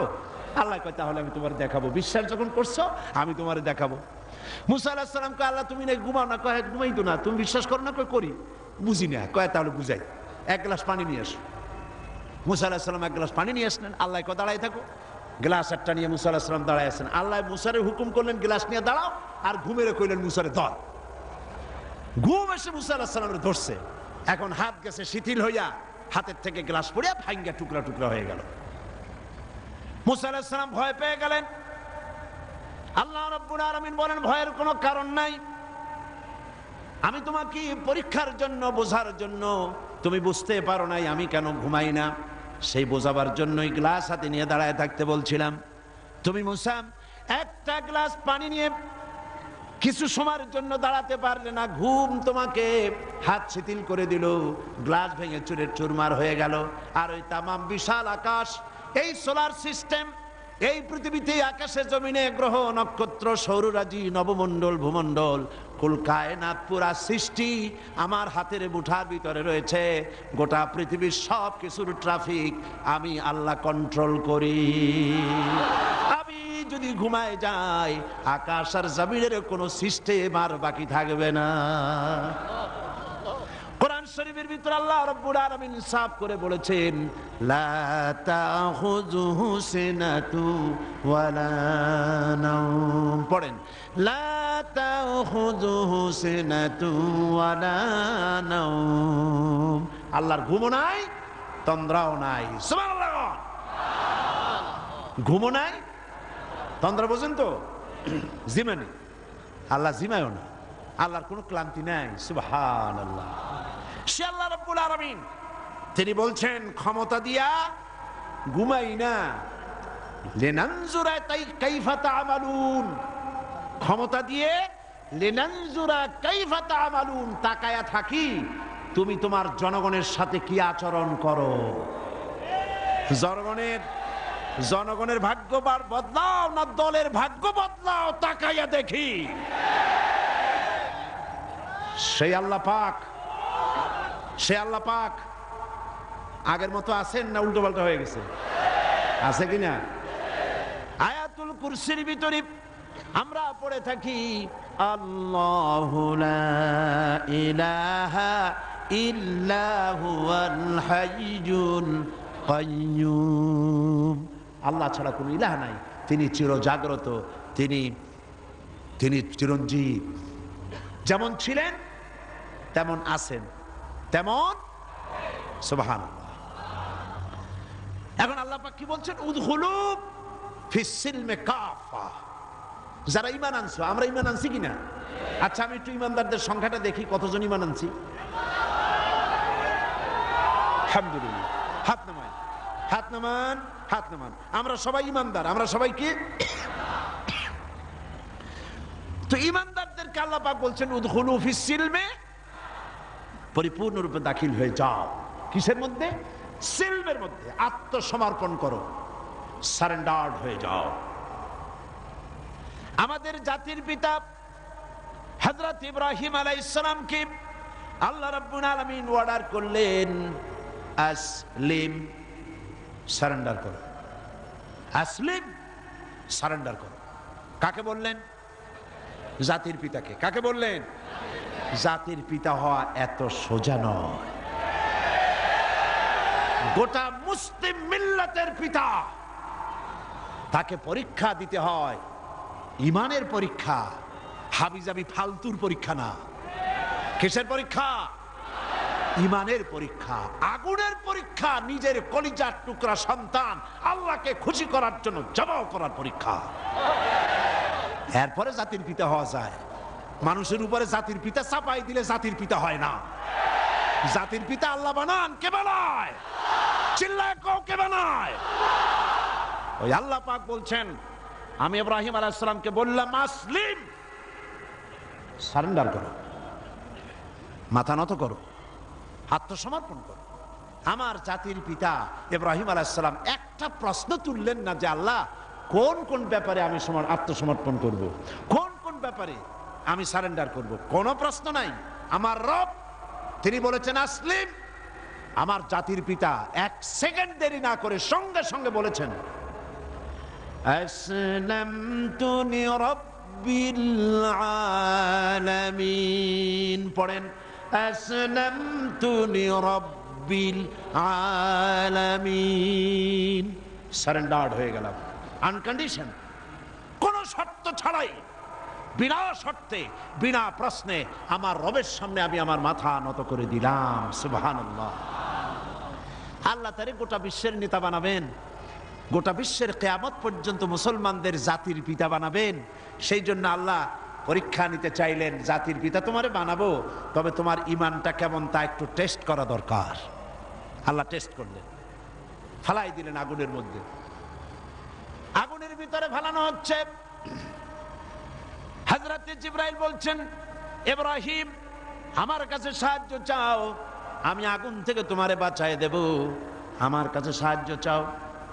চতুর্দিকে লোকেরা দাঁড়ায় দেখতেছে, আগুনের ভিতরে এখনই পড়ে যাবেন।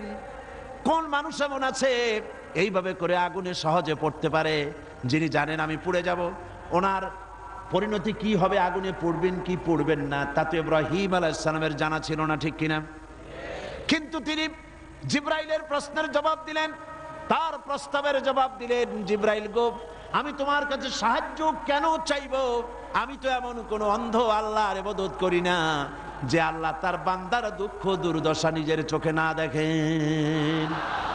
আমার আল্লাহ তো অন্ধ নন। তবে আমি আগুনে পুড়ে গেলে, আগুনের ভিতরে আমি পুড়ে ভস্ম হলে আমার রব যদি খুশি হয়ে যান, তাহলে আমি আমার রবকে খুশি করার জন্য 1000 বার পড়তে রাজি আছি। ঝট করে পড়ে গেলেন আগুনের ভিতরে। ইমানে তিনি পাস করলেন, ফার্স্ট ক্লাস, ফার্স্ট হয়ে গেলেন ইমানের পরীক্ষায়। আমার আল্লাহ রাব্বুল আলামিন ইব্রাহিম দড়ি ছিঁড়ে আগুনের ভিতরে পড়ার আগে রব্বুল আলামিন আগুনের প্রতি নোটিশ করে দিলেন, ইয়া নারু কুনি বারদাও ওয়া সালামান আলা ইব্রাহিম। আগুন আমার ইব্রাহিমের জন্য শান্তিদায়ক ঠান্ডা হয়। সুবহানাল্লাহ। শান্তিদায়ক ঠান্ডা হয়। এমন ঠান্ডা হইল, আগুন তো জ্বলতেছে, কিন্তু ইব্রাহিমের বসন্ত দূরের কথা, গায়ের জামাও পড়ে নাই। সুবহানাল্লাহ। এ হলো জাতির জাতির পিতা ইমানের পরীক্ষা। তিনি বলেছেন, আসলামতু লিরাব্বিল আলামিন, আমি আমার প্রভুর সামনে মাথা নত করে দিলাম। আল্লাহ আবার পরীক্ষা করলেন। এক পরীক্ষা হলো না, পৃথিবীবাসীর সামনে তোমাকে দেখাতে হবে যে তুমি সত্যি জাতির পিতা হওয়ার যোগ্য। সুবহানাল্লাহ। সবেমাত্র 80 বছর বয়সের সময় ছেলে হয়েছে হযরত ইসমাইল। আল্লাহ রাব্বুল আলামিন অর্ডার করলেন, চলে যাও, এই নবজাতক সন্তান আর তার মাকে নিয়ে মরুভূমির ভিতরে রেখে আসো। কি কত বড় মারাত্মক অর্ডার! সারা জীবনের শেষ প্রান্তে এসে একটিমাত্র কলিজার টুকরা সন্তান পেয়েছেন, বউ আর বাচ্চা সুদ্ধা ফেলে আসতে হবে মরুভূমির মধ্যে। আশ্চর্য কথা। কোনো প্রশ্ন করেন নাই যে আল্লাহ নিষ্ঠুর ওয়াদাটা, এই অর্ডারটা আমারে কেন তুমি করলা, আমার উপরে এত বড় কঠিন পরীক্ষা, এ তো আগুনের পরীক্ষার চাইতে আরো মারাত্মক, আমি আমার বাচ্চারে কেমনে মরুভূমিতে বানায় রেখে আসবো? কোনো প্রশ্ন করেন নাই। এখন আল্লাহর ঘর যেখানে, মক্কা শরীফে আল্লাহর ঘরটা যেখানে দাঁড়িয়ে আছে, এইখানে হযরত ইব্রাহিম আলাইহিস সালাম তার ছেলেকে আর স্ত্রীকে রেখে এলেন। হযরতে হাজরা বলেন, ইব্রাহিম আমাকে যেখানে রেখে যেতেছ এর কারণটা কি? আমি কি অপরাধ করেছি কোন কারণে আমার নবজাতক সন্তান শুদ্ধ এখানে তুমি রেখে যেতেছ? কোনো জবাব নাই। আবার জিজ্ঞেস করলেন, কেন রেখে যেতেছ? কোনো জবাব নাই। তৃতীয়বারে হযরত হাজরা বুঝতে পারলেন তার স্বামী আল্লাহর পয়গম্বর, আল্লাহর নির্দেশ ছাড়া কোনো কাজ তিনি করবেন না। তিনি প্রশ্ন করলেন, ইব্রাহিম এটা কি আল্লাহর হুকুম নাকি? হযরত ইব্রাহিম বললেন, হাজরা গো, আল্লাহ পাকের হুকুমেই আমি তোমাকে রেখে গেলাম। আকাশের দিকে আঙ্গুলটা উঁচু করলেন, আবেগে ভারাক্রান্ত হয়ে গেলেন হযরত ইব্রাহিম আলাইহিস সালাম। হযরতে হাজরা বললেন, ইব্রাহিম কোনো চিন্তা নাই, আল্লাহ পাক যখন হুকুম করেছেন নিশ্চিন্ত মনে তুমি বাড়ি ফিরে যাও। আমি আমার আল্লাহর উপরে এতটা নির্ভরশীল, এই মরুভূমি যেখানে পানি নেই, খাবার নাই, গাছ নাই, পালা নাই, ঘর নাই, মানুষ নাই, জন নাই, আমি আমার আল্লাহকে এতটা বিশ্বাস করি, এই মরুভূমির ভিতরে, তৃণহীন পানিহীন মরুভূমির ভিতরে আল্লাহ রব্বুল আলামিন আমাকে আর আমার ইসমাইলকে না খাওয়াইয়া মারবেন না। পরীক্ষা কাহাকে বলে? হযরত ইব্রাহিম আলাইহিস সালাম চলে গেলেন, একবার ফিরেও তাকান নাই। সুবহানাল্লাহ কইতে পারলেন না। এখানে পরীক্ষা শেষ হলো না। ছেলে একটু বড় হয়েছে, দৌড়াতে পারে, জ্ঞান বুদ্ধি কিছুটা হয়েছে। আল্লাহ পাক অর্ডার করলেন, যাও এইবার ছেলেকে জবাহ করো। এ পরীক্ষা আগুনের পরীক্ষার চাইতে সহজ নাকি? সুবহানাল্লাহ, সুবহানাল্লাহ। জাতির পিতা হযরত ইব্রাহিম আলাইহিস সালাম একবারের জন্য বলেন নাই, রব্বুল আলামিন এত বড় কঠিন হুকুম আমি কিভাবে পালন করব, তুমি আমার প্রতি দয়া করো, আমাকে শক্তি দাও, সাহস দাও। কিচ্ছু বলেন নাই, হুকুম হয়েছে, চলে গিয়েছেন। ছেলেকে কাছে ডেকে বললেন, ইন্নী আরা ফিল মানাম আন্নী আযবাহুক ফানজুর মাযা তারা। ইয়া বুনাইয়া, হে আমার কলিজার টুকরা সন্তান, আমি স্বপ্নে দেখেছি আমি যেন তোমাকে জবাহ করছি। ফানজুর মাযা তারা, এখন তুমি বলো তোমার মত কি, তোমার রায় কি? হযরত ইসমাইল আলাইহিস সালাম বাপ পয়গম্বর, ছেলেও কি পয়গম্বর হয়ে যাবেন। ছোট্ট ছেলে হযরত ইসমাইল বলছেন, ইয়া আবাতি ফাআল মা তু'মারু সাতাজিদুনি ইনশাআল্লাহু মিনাস সাবিরিন। হে আমার পিতা, হে আমার সম্মানিত পিতা, ইফআল মা তু'মারু, আপনি সেটাই করুন যেটার প্রতি আপনি আদিষ্ট হয়েছেন। ওই বাচ্চা ছেলে বুঝতে পেরেছে আমার পিতার স্বপ্ন স্বপ্ন নয়, নবীদের স্বপ্ন ওহীর সমান। ইয়া আবাতি ফাআল মা তু'মার, আল্লাহ পাক আপনাকে যে আদেশ করেছেন আপনি তা পালন করুন। সাতাজিদুনি ইনশাআল্লাহু মিনাস সাবিরিন, অবশ্যই আপনি আমাকে ধৈর্যধারীদের মধ্যে পাবেন। সুবহানাল্লাহ। এই পরীক্ষাও হযরত ইব্রাহিম আলাইহিস সালাম পাশ করলেন না, করেন না? করছেন কিনা? আল্লাহ পাক বলছেন, দেখো ব্যাপারটা কি হলো। হযরত ইব্রাহিম তো জানেন না যে ছেলে জবাহ হবে না, আর ছেলেও জানে না যে সে জবাহ হয়ে যাবে না। কথা ঠিক কিনা? হযরত ইব্রাহিম আলাইহিস সালাম ছেলেকে জবাহের জন্য প্রস্তুতি নিলেন।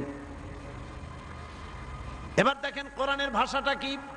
আল্লাহ পাক বলছেন, ফালাম্মা আসলামা ওয়া তাল্লাহু লিল জাবিন।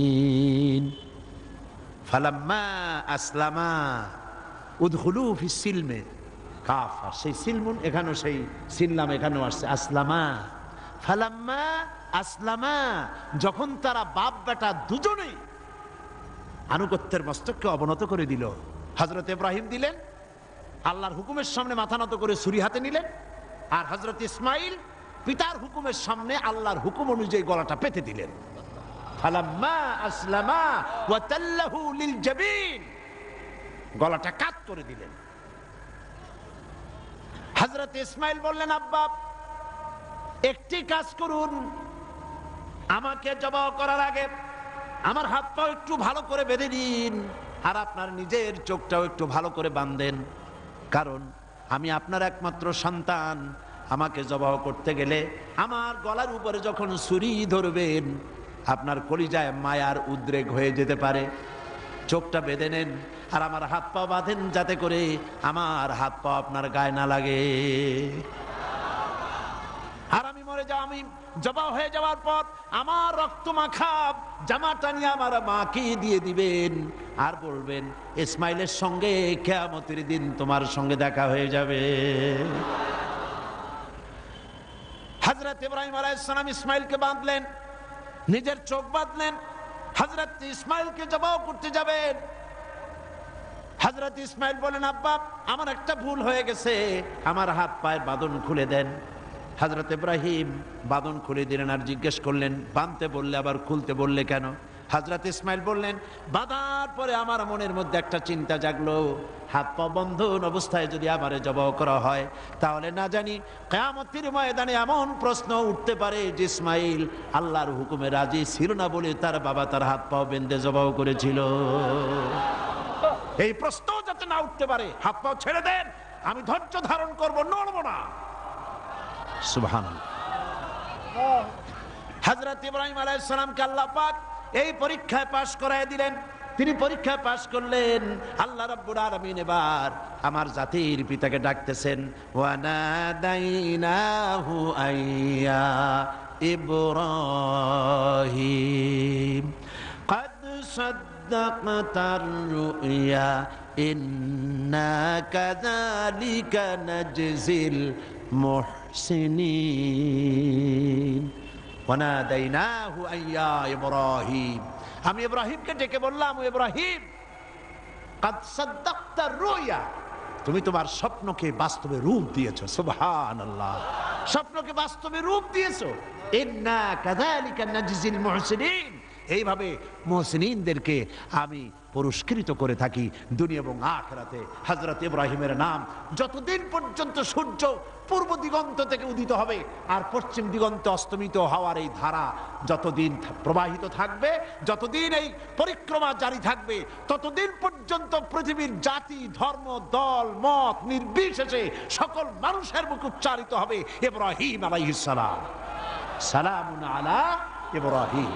সুবহান। কারণটা হচ্ছে আল্লাহ পাক বলেছিলেন আসলিম, ইব্রাহিম আলাইহিস সালাম বলেন আসলামতু লিরাব্বিল আলামিন, আমি আমার প্রভুর সামনে আমার মাথাকে নত করে দিলাম। এটাই মুসলমানের কাজ, মুসলমানকে আল্লাহ পাক শেখাচ্ছেন।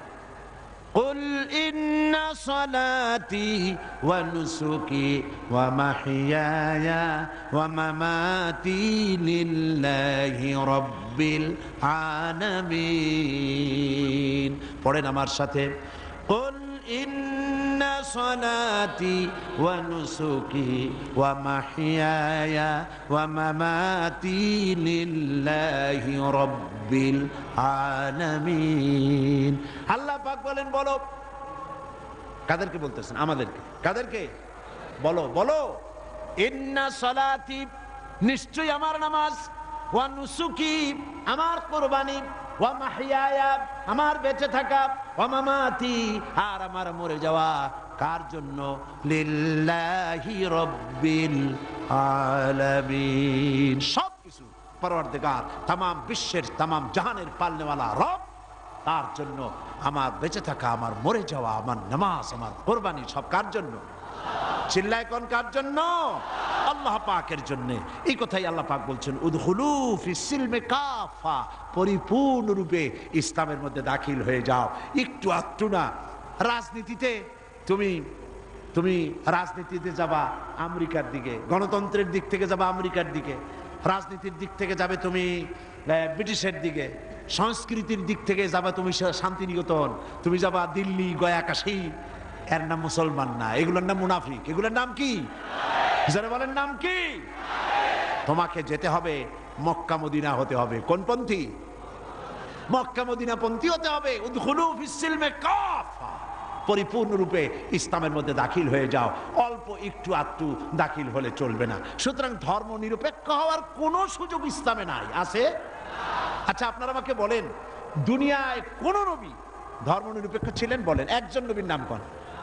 একজন নবীর নাম এই বিশাল জনসমুদ্রের কাছে আমি জানতে চাই, একজন নবীর নাম বলুন যিনি ধর্ম নিরপেক্ষ ছিলেন। জি নাই। একজন সাহাবীর নাম বলতে পারবেন? তাম পৃথিবীর সমস্ত আলেম, ওলামা, পীর, বুজুর্গ, মুহাদ্দিসিন, মুফাসসিরিন, মুহাক্কিকিন সব একমত, ধর্ম নিরপেক্ষ মতবাদ একটি কুফরি মতবাদ। এই মতবাদ আল্লাহর নয়, এটা শয়তানের তৈরি। এটা কার তৈরি? আর ইসলামটা কার? আল্লাহর। ধর্ম নিরপেক্ষতা কার? ধর্মের ব্যাপারে নিরপেক্ষ আপনি হতে পারেন না। নিরপেক্ষতাও একটা পক্ষ, নিরপেক্ষতাও একটা পক্ষ। ওরা সরাসরি বলে না, সাহস নাই সেই জন্য বলে না। কি বলে না? ঠিক তো আন্দাজে কইলেন, আগে না শুনবেন। সরাসরি বলে না, কারণ এদেশে মুসলমান বেশি, সেই জন্য সরাসরি বলে না আল্লাহ নাই, ওইটা বলতে পারে না। বলে যে আল্লাহ আছে, তবে তাদের জায়গাটা একটু সীমাবদ্ধ। কোথায়? এই জাতীয় মসজিদ বাইতুল মুকাররম, তাও তার পাশে যে ফাউন্ডেশন আছে ও দূর আর যাবে না। বাইতুল মুকাররম মসজিদ, অন্যান্য মসজিদগুলি, মসজিদ, খানকা, মাদ্রাসা, এতিমখানা, এর মধ্যে আল্লাহ এবং রসুলকে রাখা হয়েছে। আর বাকি আমার জীবনের বিস্তীর্ণ অঙ্গনে অর্থনীতি, সমাজনীতি, রাজনীতি, স্বরাষ্ট্রনীতি, পররাষ্ট্রনীতি, আমার সেক্রেটারিয়েট, আমার ক্যান্টনমেন্ট, আমার পার্লামেন্ট, এসব জায়গাগুলি আল্লাহর উপরে 144 করা হয়েছে। রসুলের প্রতি 144 চালু করা হয়েছে। এখানে 144 ধারা, আল্লাহও ঢুকতে পারবে না, রসুলও ঢুকতে পারবে না। আল্লাহ রসুলকে দুইটা ভাগ করা হয়েছে। আমার নামাজ, রোজা, হজ, যাকাত আল্লাহর কথা মতো, আর আমার অর্থনীতি, সমাজনীতি, রাজনীতি এগুলি হবে আমার নিজের চিন্তা মতো। এই চিন্তা যারা করেন তারা মুসলমান নন, মুসলমান নন, মুসলমান নন, অবশ্যই মুনাফিক। অবশ্যই কি? এবার দেখেন আল্লাহ কি বলেন। আমরা তো আন্দাজে কথা বলি না, আমরা কি আন্দাজে কথা বলি? আমাদের দলিল কি? জোরে কর না, দলিল কি? আমার নবী বলেছেন, মান ক্বালা বিহি সাদাকা, আমার কোরআন, আমার আল্লাহর কোরআন দিয়া যারা কথা বলে, মান ক্বালা বিহি সাদাকা, কোরআন দিয়ে যারা কথা বলে তারাই সত্য কথা বলে। কারণ কোরআন হলো আল্লাহর কিতাব। ওয়ামান আসদাকু মিনাল্লাহি কিলা, আল্লাহর চাইতে সত্যবাদী আর কে হতে পারে? আল্লাহ পাক বলছেন, আফাতুমিনুনা বিবাদিল কিতাবি ওয়া তাকফুরুনা বিবাদ, তোমরা আল্লাহ পাকের কিছু কথাকে মানবে আর কিছুকে করবে অস্বীকার। এটাই তো ধর্মনিরপেক্ষতাবাদীদের কাজ, ঠিক কিনা? তারা নামাজ, রোজা, হজ, যাকাত করে কার কথা মতো? বলেন না কার কথা মতো? কিন্তু অর্থনীতি, সমাজনীতি, রাজনীতি এগুলি আল্লাহর কথা মতো করে না। বরং এই কথাগুলি যদি কেউ বলে যে ধর্ম, রাজনীতি, অর্থনীতি, সমাজনীতি, ইলেকশন, ভোট, নির্বাচন, স্লোগান, সমাবেশ সব হতে হবে আল্লাহর কোরআন অনুযায়ী, তাহলে ওরা বলে এরা হচ্ছে মৌলবাদী, এরা হচ্ছে মৌলবাদী। আর এই কথাগুলি প্রচার করার জন্য তাদের পত্রিকার অভাব নাই, আছে? আজকে আমার সামনে এই মাহফিলে হাজার হাজার লোক আছে, কিন্তু টেলিভিশনের সামনে আছে কোটি কোটি মানুষ, ঠিক কিনা? পত্রিকা 2-4টা পত্রিকা আছে বাংলাদেশে যেগুলি আল্লাহর কথা, ইসলামের কথা মহব্বতের সাথে জীবনের বিনিময়, জীবনের ঝুঁকি নিয়ে পত্রিকায় তারা প্রকাশ করে, ঠিক কিনা? বাকি শত শত পত্রিকা ঝড়ের গতিতে, টর্নেডোর গতিতে ইসলামের সাথে বিরোধিতা করছে কি না? করছে না? করছে কি না? করছে।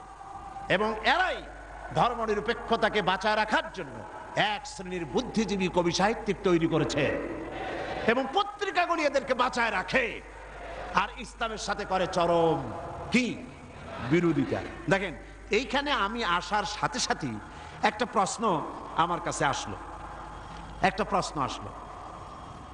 প্রশ্নটা হচ্ছে, সে লোক বলেছে যে ওয়াজ মাহফিলের আমাদের সমাজে এক শ্রেণীর লোক আছে যারা এই বলে জনগণকে বিভ্রান্ত করছে যে সাইদি সাহেব এবং অন্যান্য বিখ্যাত আলেমগণ ওয়াজ মাহফিলের মাধ্যমে প্রচুর অর্থ উপার্জন করছে। এই সকল লোকদের প্রশ্ন হলো, আলেমগণ নবী ওনার নাজিলকৃত কোরআনের আলোচনার বিনিময়ে কোনো অর্থ উপার্জন করছেন কেন? এই প্রশ্নটির সৃষ্টি হয়েছে কদিন আগে একটি পত্রিকা, ভারতের টাকায় পরিচালিত, আমি নাম বলবো না। আমি তখন কুমিল্লা মাহফিল করতেছি। তারা লিখেছে 3 রাত্র তিনি সেখানে বক্তৃতা করবেন, সন্ধ্যা থেকে ফজর পর্যন্ত ওয়াজ ফরমাইবেন। আমি তো জীবনেও সন্ধ্যা থেকে ফজর পর্যন্ত ওয়াজ ফরমাই নেই কোথাও। তারপরে প্রতিদিন 25,001 টাকা করে নেবেন, 3 রাত্রে 75,003 টাকা তিনি সেখান থেকে গ্রহণ করবেন। পত্রিকায় এসেছে। পরের দিন সেই কমিটি মাহফিলে দাঁড়ায় এর প্রতিবাদ করলো, ঘৃণা জানালো যে কোনোদিন আমরা ওনাকে ধরনের পয়সা করি দেই নেই। জিন্দিগিতে মানুষের সঙ্গে কন্ট্যাক্ট করে চুক্তি করে আমি সাইদি টাকা নিয়েছি, এর প্রমাণ কোন মায়ের সন্তান, বাংলাদেশ তো দূরের কথা, তামাম পৃথিবীতে কেউ দিতে পারবে না। পত্রিকাগুলি এগুলি ছেপে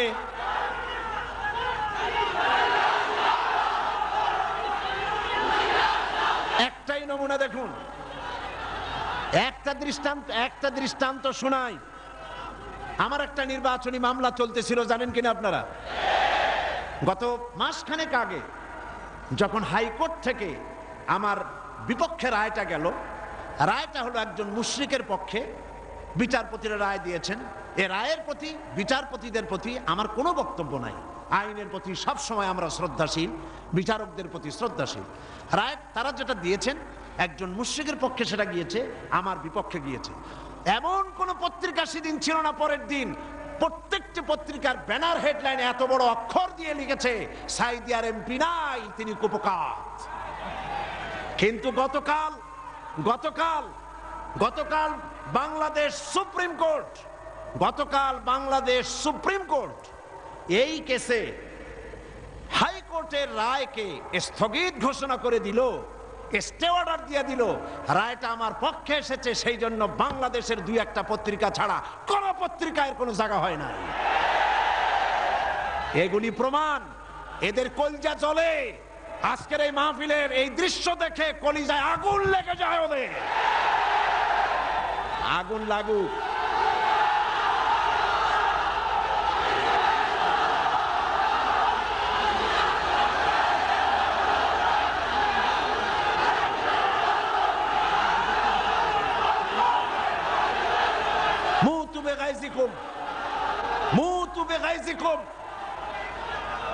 এরা জ্বলতে থাকবে, আর আমার আল্লাহর ফরমান শুনুন। কার ফরমান? ইউরিদুনা লিইউতফিউ নূরাল্লাহি বিআফওয়াহিহিম ওয়াল্লাহু মুতিম্মু নূরিহি ওয়ালাউ কারিহাল কাফিরুন। আল্লাহ পাক বলেন, ওরা চায় মুখের ফু দিয়া আমার আলোকে নির্বাপিত করে দেবে, আমার আলোটারে দুনিয়া থেকে নিভাইয়ে দেবে। আল্লাহ পাক বলেন, ওদের মনের মধ্যে যত জ্বালা পোড়া হোক না কেন, আমার দিনকে আমি, আমার দিনের আলোকে আমি প্রজ্বলিত করে রাখবো, এটাকে আমি পূর্ণতা দান করব। ওদের কলজে যত পুড়ুক, জ্বলতে থাকো, পুড়তে থাকো।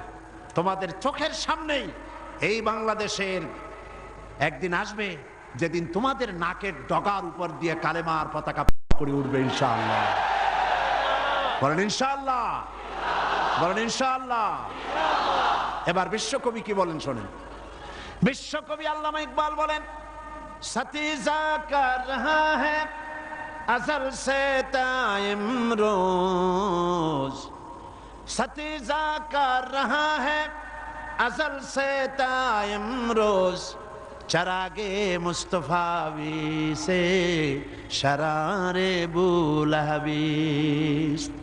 সে আবাহমান কাল থেকে শুরু করে পর্যন্ত নমরুদ, ফেরাউন, হামান, সাদ্দাত, আবু জাহেলের গোষ্ঠীরা নবুয়তের চারাগকে নিভায়ে ফেলতে চেয়েছে, কিন্তু তাদের হাজারো প্রচেষ্টা সত্ত্বে চেরাগে মুস্তফা আবি রাসূল করিম সাল্লাল্লাহু আলাইহি ওয়াসাল্লামের জ্বালানো চেরাগটা টিম টিম করে জ্বলতে রয়েছে। টর্নেডো, গর্কি এবং ঝোড়ো হাওয়ার মোকাবেলা করে জ্বলতে থাকবে ইলা ইয়াউমিল কিয়ামা। কেউ ঠেকাতে পারবে না। পারবে কেউ ঠেকাতে? কেউ ঠেকাতে পারবে না। সুতরাং কোরআন শরীফের কিছু কথা মানবেন আর কিছু কথা মানবেন না, এটার নাম হচ্ছে মুনাফিকি। এটার নাম মুনাফিক। জীবনের সকল ক্ষেত্রে মানতে হবে কার কথা? আল্লাহর কথা। ধর্ম নিরপেক্ষতার অর্থই হলো ধর্মহীনতা। এই ধর্ম নিরপেক্ষতায় যারা বিশ্বাসী তারাই 1972 সনে বাংলাদেশের সবগুলি ইউনিভার্সিটির মনোগ্রাম থেকে ইকরা বিস্মি রাব্বিকাল্লাযী খালাক রব্বি জিদনি ইলমা কোরআনের আয়াতকে তারা তুলে ফেলেছিল। যারা এই ধর্ম নিরপেক্ষতায় বিশ্বাসী তারাই সালিমুল্লাহ মুসলিম হলের মুসলিম শব্দ মুছে ফেলে দিয়েছিল। এই তারাই নজরুল ইসলাম কলেজের ইসলাম শব্দ তুলে ফেলে দিয়েছিল। এই তারাই নিজেদের দলের নামের ভেতর থেকে মুসলিম শব্দটি একটি বিশেষ ধর্মীয় গোষ্ঠীর ভোট পাওয়ার জন্য নিজের দলের নাম থেকে মুসলিম শব্দ বিসর্জন দিতে কুণ্ঠাবোধ করে না। সুতরাং ধর্ম নিরপেক্ষ মতবাদ শয়তানের আবিষ্কার। কার আবিষ্কার? ওরা দুইটা আয়াত পেয়েছে কোরআন শরীফ থেকে, দুইটা আয়াত। ওরা বলে ধর্ম নিরপেক্ষতাবাদের কথা তো কোরআন শরীফই আছে আর বুখারী শরীফও আছে। কোথায় আছে? কয় যে বুখারী শরীফে আছে লাকুম দীনুকুম ওয়ালিয়া দীন। নাউযুবিল্লাহ। আল্লাহর কোরআনের আয়াত নিয়ে ঢুকাইছে কিসের মধ্যে? বুখারীর মধ্যে। লাকুম দীনুকুম ওয়ালিয়া দীন মানে কি? লাকুম দীনুকুম ওয়ালিয়া দীন অর্থ তারা করেছে যে যার ধর্ম তার কাছে। এটা ধর্ম নিরপেক্ষবাদের কথা। তোমরা বাঙ্গালকে হাইকোর্ট দেখাতে চেষ্টা করো।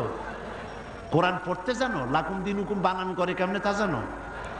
এটা নাজিল হয়েছে কোন প্রেক্ষাপটে তা কি জানো? সুতরাং যা জানো না সে বিষয়ে কথা বলতে এসো না।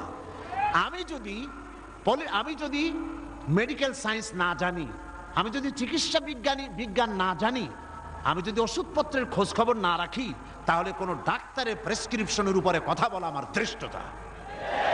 ঠিক কিনা? যে বিষয়ে আমি জানি না, অর্থনীতি যদি আমি না বুঝি, তো কোনো অর্থনীতিবিদের বক্তব্যের উপরে আন্দাজে কোনো কথা মারিয়ে দেওয়া, মাথা দিয়ে ঠেলা আমার জন্য ঠিক নয়।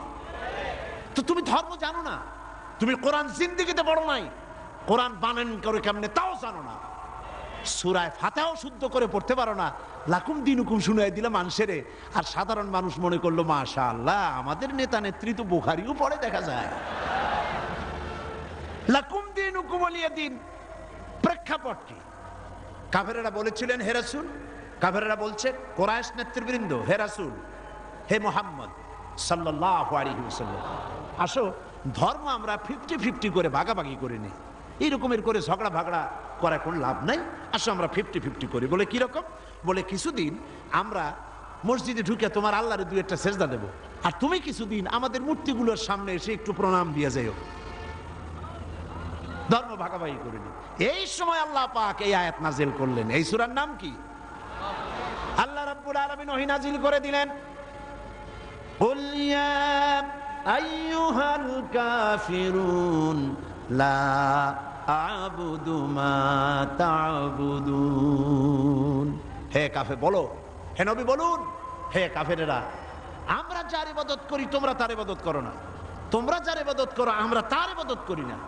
সুতরাং লাকুম দীনুকুম ওয়ালিয়া দীন, তোমরা তোমাদের দিন নিয়ে থাকো, আমরা আমাদের দিন নিয়ে থাকি। এটা তো নিরপেক্ষতার কথা নয়, এটা তো পক্ষের কথা। তোমরা তোমাদের ধর্মের পক্ষে থাকো, আমরা আমাদের ধর্মের পক্ষে থাকি। এইটারে তারা বানাইছে নিরপেক্ষর আয়াত। নাউযুবিল্লাহ। কোন শয়তান এদের শিখাইছে আল্লাহই জানে। এরপরে আরেকটা আয়াত তারা বেছে নিয়েছে, সেটা হচ্ছে লা ইকরাহা ফিদ্দীন, ধর্মের মধ্যে বাড়াবাড়ি নাই।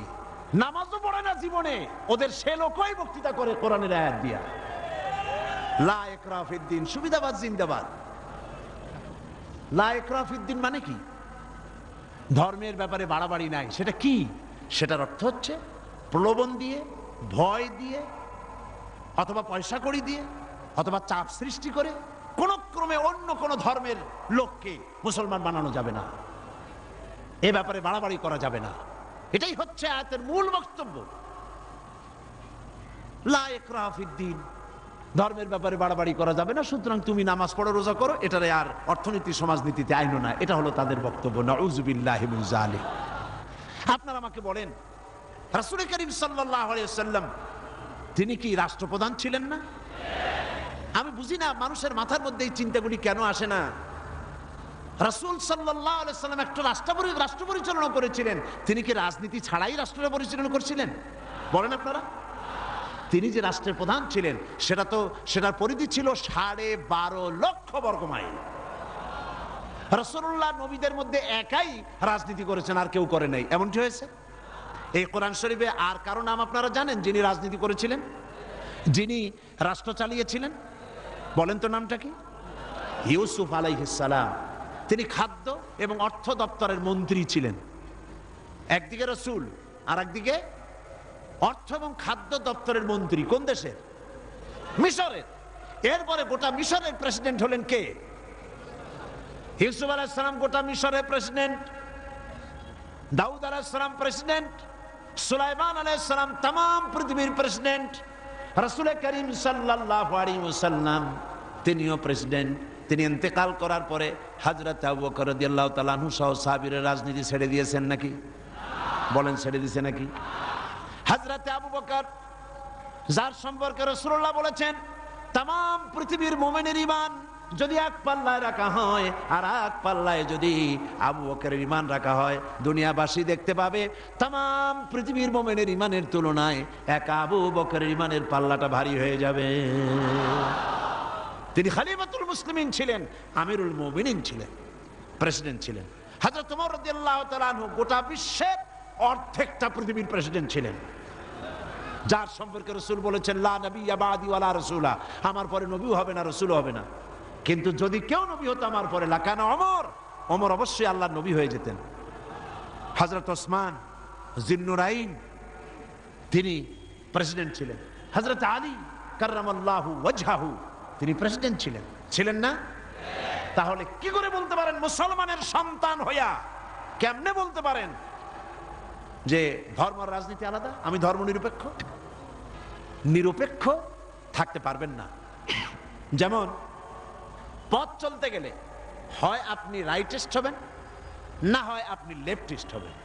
হয় ডান দিক দিয়ে চলবেন, না হয় বাম দিক দিয়ে। কিন্তু কেউ যদি কয় যে আমি রাইটিস্ট হব না, লেফটিস্ট হব না, আমি মিডিলিস্ট হব, আমি রাস্তার মাঝখানে দাঁড়ায় থাকবো, আমি নিরপেক্ষ, কোনো পক্ষে যাবে না, আমি নিরপেক্ষ রাস্তার মাঝখানে। এখন আপনি ঢাকা চিটাগং হাইওয়ে, মোটরওয়ে, বিশ্ব রোড, এই বিশ্ব রোডের ডান দিকেও নাই বাম দিকেও নাই, যেহেতু আপনি নিরপেক্ষ, আপনি মাঝখানে দাঁড়াইছেন। আপনার এই মাঝখানে দাঁড়াবার স্বাদ মিটিয়ে দেবে ট্রাক বাবাজি আইসা, জনমের স্বাদ মিটিয়ে দেবে। ঠিক কিনা? ঠিক কিনা? তাহলে মুসলমানেরা আপনারা আপনাদের অবস্থান ঠিক করুন, কোন দিকে যাবেন? ডান দিক না বাম দিক না মাঝখানে? কোন দিকে? ডান দিকে। আসহাবুল ইয়ামিন, ডান দিকের নেতৃত্ব দিয়েছে নবীরা, এবং এই নেতৃত্ব দিয়ে তারা ডানপন্থীদের নিয়ে যাবে জান্নাতে। কোথায় নিয়ে যাবে? আর বামপন্থীদের নেতৃত্ব দিয়েছে শয়তান।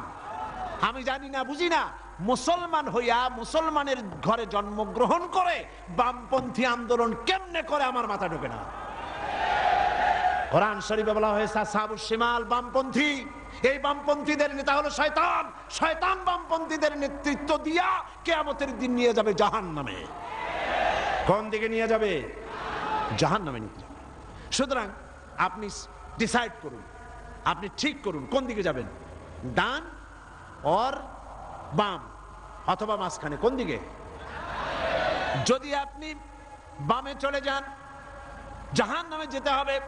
যদি মাঝখানে দাঁড়ান, রাস্তার মাঝখানে দাঁড়ালে ট্রাক যেভাবে আপনাকে জীবনের স্বাদ মিটায় দেবে মাটির সাথে মিশিয়ে দিয়ে, ওইভাবে করে আপনি ডানপন্থীও হলেন না বামপন্থীও হলেন না, মাঝখানে দাঁড়িয়ে আছেন, অবস্থান মানুষকে বুঝতে দিলেন না, মুনাফিকের জায়গায় দাঁড়ায় আছেন। শয়তান এসে আপনাকে সবল মেরে জাহান্নামে নিক্ষেপ করবে। নিরপেক্ষতার কোন স্থান ইসলাম নাই, ধর্ম নিরপেক্ষতার কোন জায়গা নাই। এখানে সুস্পষ্ট ভাবে পরিপূর্ণরূপে ইসলামের মধ্যে, সিলমের মধ্যে পরিপূর্ণরূপে দাখিল হয়ে যাও। 16 আনা শুধু এতটুকু নয়, পরিপূর্ণভাবে ইসলামের ভেতরে আসো। নামাজে, রোজায়, হজে, জাকাতে, ওঠায় বসায়, চলায় ফেরায়, বিয়েতে শাদিতে, পার্লামেন্টে, বঙ্গভবনে, ক্যান্টনমেন্টে, সেক্রেটারিয়েটে, দোকানে পাটে, রান্নাঘর থেকে শুরু করে বঙ্গভবন পর্যন্ত সর্বত্র কিসের মধ্যে দাখিল হও? উদখুলু ফিস-সিলমি কাফা। 16 আনা পরিপূর্ণরূপে ইসলামের মধ্যে দাখিল হয়ে যাও। অল্প একটু হলে পরে হবে না, 2 আনা 4 আনা হলে হবে না। পরিপূর্ণরূপে ইসলামের মধ্যে দাখিল হওয়ার জন্য আল্লাহ রাব্বুল আলামিন এই আয়াতে কারিমার মধ্যে নির্দেশ করেছেন। বাকি কথা আমি আগামী কাল বলবো ইনশাআল্লাহ। মুনাজাতের জন্য দাঁড়ানো লোকেরা সবাই বসেন, যত লোক দাঁড়িয়ে আছেন সবাই বসুন। এত বড় মাহফিলের মুনাজাত পাওয়া নিশ্চয়ই সৌভাগ্যের ব্যাপার, ঠিক কিনা গণ? জোরে বলেন ঠিক কিনা? মহব্বতের সাথে দাঁড়ানো ভাইয়েরা সবাই বসুন, আর একটু জিকির করেন আল্লাহ আল্লাহ আল্লাহ আল্লাহ আল্লাহ আল্লাহ। কালকে পাঠা রাখতে হবে, ফ্যান একটু চা। আমি কিন্তু দাঁড়াতে বলি নাই। আর মুনাজাতের কথা শুনলে যদি কেউ হাঁটে, এটা কিন্তু আপনার নিজের জন্যই আপনি ক্ষতি করছেন। মুনাজাতে অংশগ্রহণ করা, আল্লাহ পাকের কাছে হাত তোলা, এই হাত তোলা থেকে নিজেকে বঞ্চিত করবেন না। এরপর রব্বানা যালামনা আনফুসানা ওয়া ইন লাম তাগফির লানা ওয়া তারহামনা লানাকুনান্না মিনাল খাসিরিন। রব্বানা লা তুযিগ কুলুবানা বা'দা ইয হাদাইতানা ওয়া হাব লানা মিন লাদুনকা রাহমাতান ইন্নাকা আনতাল ওয়াহ্হাব। হায় আল্লাহ তাআলা, হাজার হাজার মুসলমান নরনারী পল্টনের এই ঐতিহাসিক ময়দানে কোরআনে কারীমের 3 দিন ব্যাপী তাফসীরুল কোরআন মাহফিলের আজকের এই প্রথম দিনে আমরা তোমার দরবারে কোরআনের আলোচনা করে হাত তুলেছি। মেহেরবানি করে সওয়াবটুকুন জনাবে মুহাম্মদ রাসূলুল্লাহ সাল্লাল্লাহু আলাইহি ওয়াসাল্লামের রূহ মুবারকে পৌঁছায় দাও। तमाम পৃথিবীর মাটির নিচে যত মুমিন মুমিনাত শুয়ে আছেন তাদের আরওয়ার পরে সব পৌঁছায় দাও। হে আল্লাহ তাআলা, আমাদের মা বাপ যাদের দুনিয়া থেকে বিদায় হয়ে গেল, কবরগুলিকে জান্নাতের টুকরায় পরিণত করে দাও। রব্বির হামহুমা কামা রব্বায়ানি সগীরা। সবাই পড়েন রব্বির হামহুমা কামা রব্বায়ানি সগীরা। হে আল্লাহ তাআলা, আমরা জেনে না জেনে, বুঝে না বুঝে বহু গুনাহ করেছি। আল্লাহ দয়া করে আমাদের জিন্দেগীর সকল গুনাহ খাতা মাফ করে দাও রব্বুল আলামিন। এই মাহফিলের আয়োজন যারা করেছেন, বহু টাকা করি তারা খরচ করেছেন তোমার বান্দাদেরকে কোরআন শরীফ শোনার জন্য। আল্লাহ তুমি দয়া করে মেহেরবানি করে খিলগা পাঠাগার যে কষ্টটা করলো, পরিশ্রম করেছে, ঋণগ্রস্ত হয়েছে, এই ঋণ যেন থাকে না। তোমার বান্দাদের, বান্দা বান্দীদের দিলের মধ্যে মহব্বত পয়দা করে দিও। সকলে আর্থিক সহযোগিতা করে যেন পাঠাগারকে ঋণ মুক্ত করে দেয়। হে আল্লাহ তাআলা, এই মাহফিলের সূচনা করেছিলেন তোমার এক গোলাম শহীদ আবুল কাসেম, আজ আর দুনিয়ায় নাই। আল্লাহ এক পাপিষ্ঠ তাকে দুনিয়া থেকে বিদায় করেছে। আল্লাহ তুমি দয়া করে মেহেরবানি করে আবুল কাসেমকে শাহাদাতের মর্যাদা দান করে দিও, জান্নাতুল ফিরদাউসে তার জায়গা করে দিও রব্বুল আলামিন। ইসলামী পাঠাগার, আল্লাহ তুমি এই পাঠাগারকে মঞ্জুর করে নিও রব্বুল আলামিন। আগামীকাল এবং পরশু আরো 2 দিন এখানে মাহফিল হবে। আল্লাহ তুমি দয়া করে 2 দিন মাহফিলকে তোমার কুদরত দিয়ে তুমি পরিচালনা করে দিও রব্বুল আলামিন। অনেকেই দোয়া চেয়েছে, কোরআনের মাহফিল সকলের মনের আশা, দোয়া করলেই কবুল হয়ে যাবে, চাইলে কবুল হবে, এই মনের আশা নিয়ে এসেছে। আর আমরা জানি তুমি বলেছো দুউনি আস্তাজিব লাকুম, আমারে ডাকো আমি ডাকের সাড়া দেব। হায় আল্লাহ, আমরা ডাকতেছি, ডাকের সাড়া তুমি দিয়ে দাও রব্বুল আলামিন। যত মানুষ আশা করে এসেছে, সমস্ত মুসলমান নরনারীর মনের আশা আল্লাহ, বৈধ আশাগুলি তুমি পূরণ করে নিও।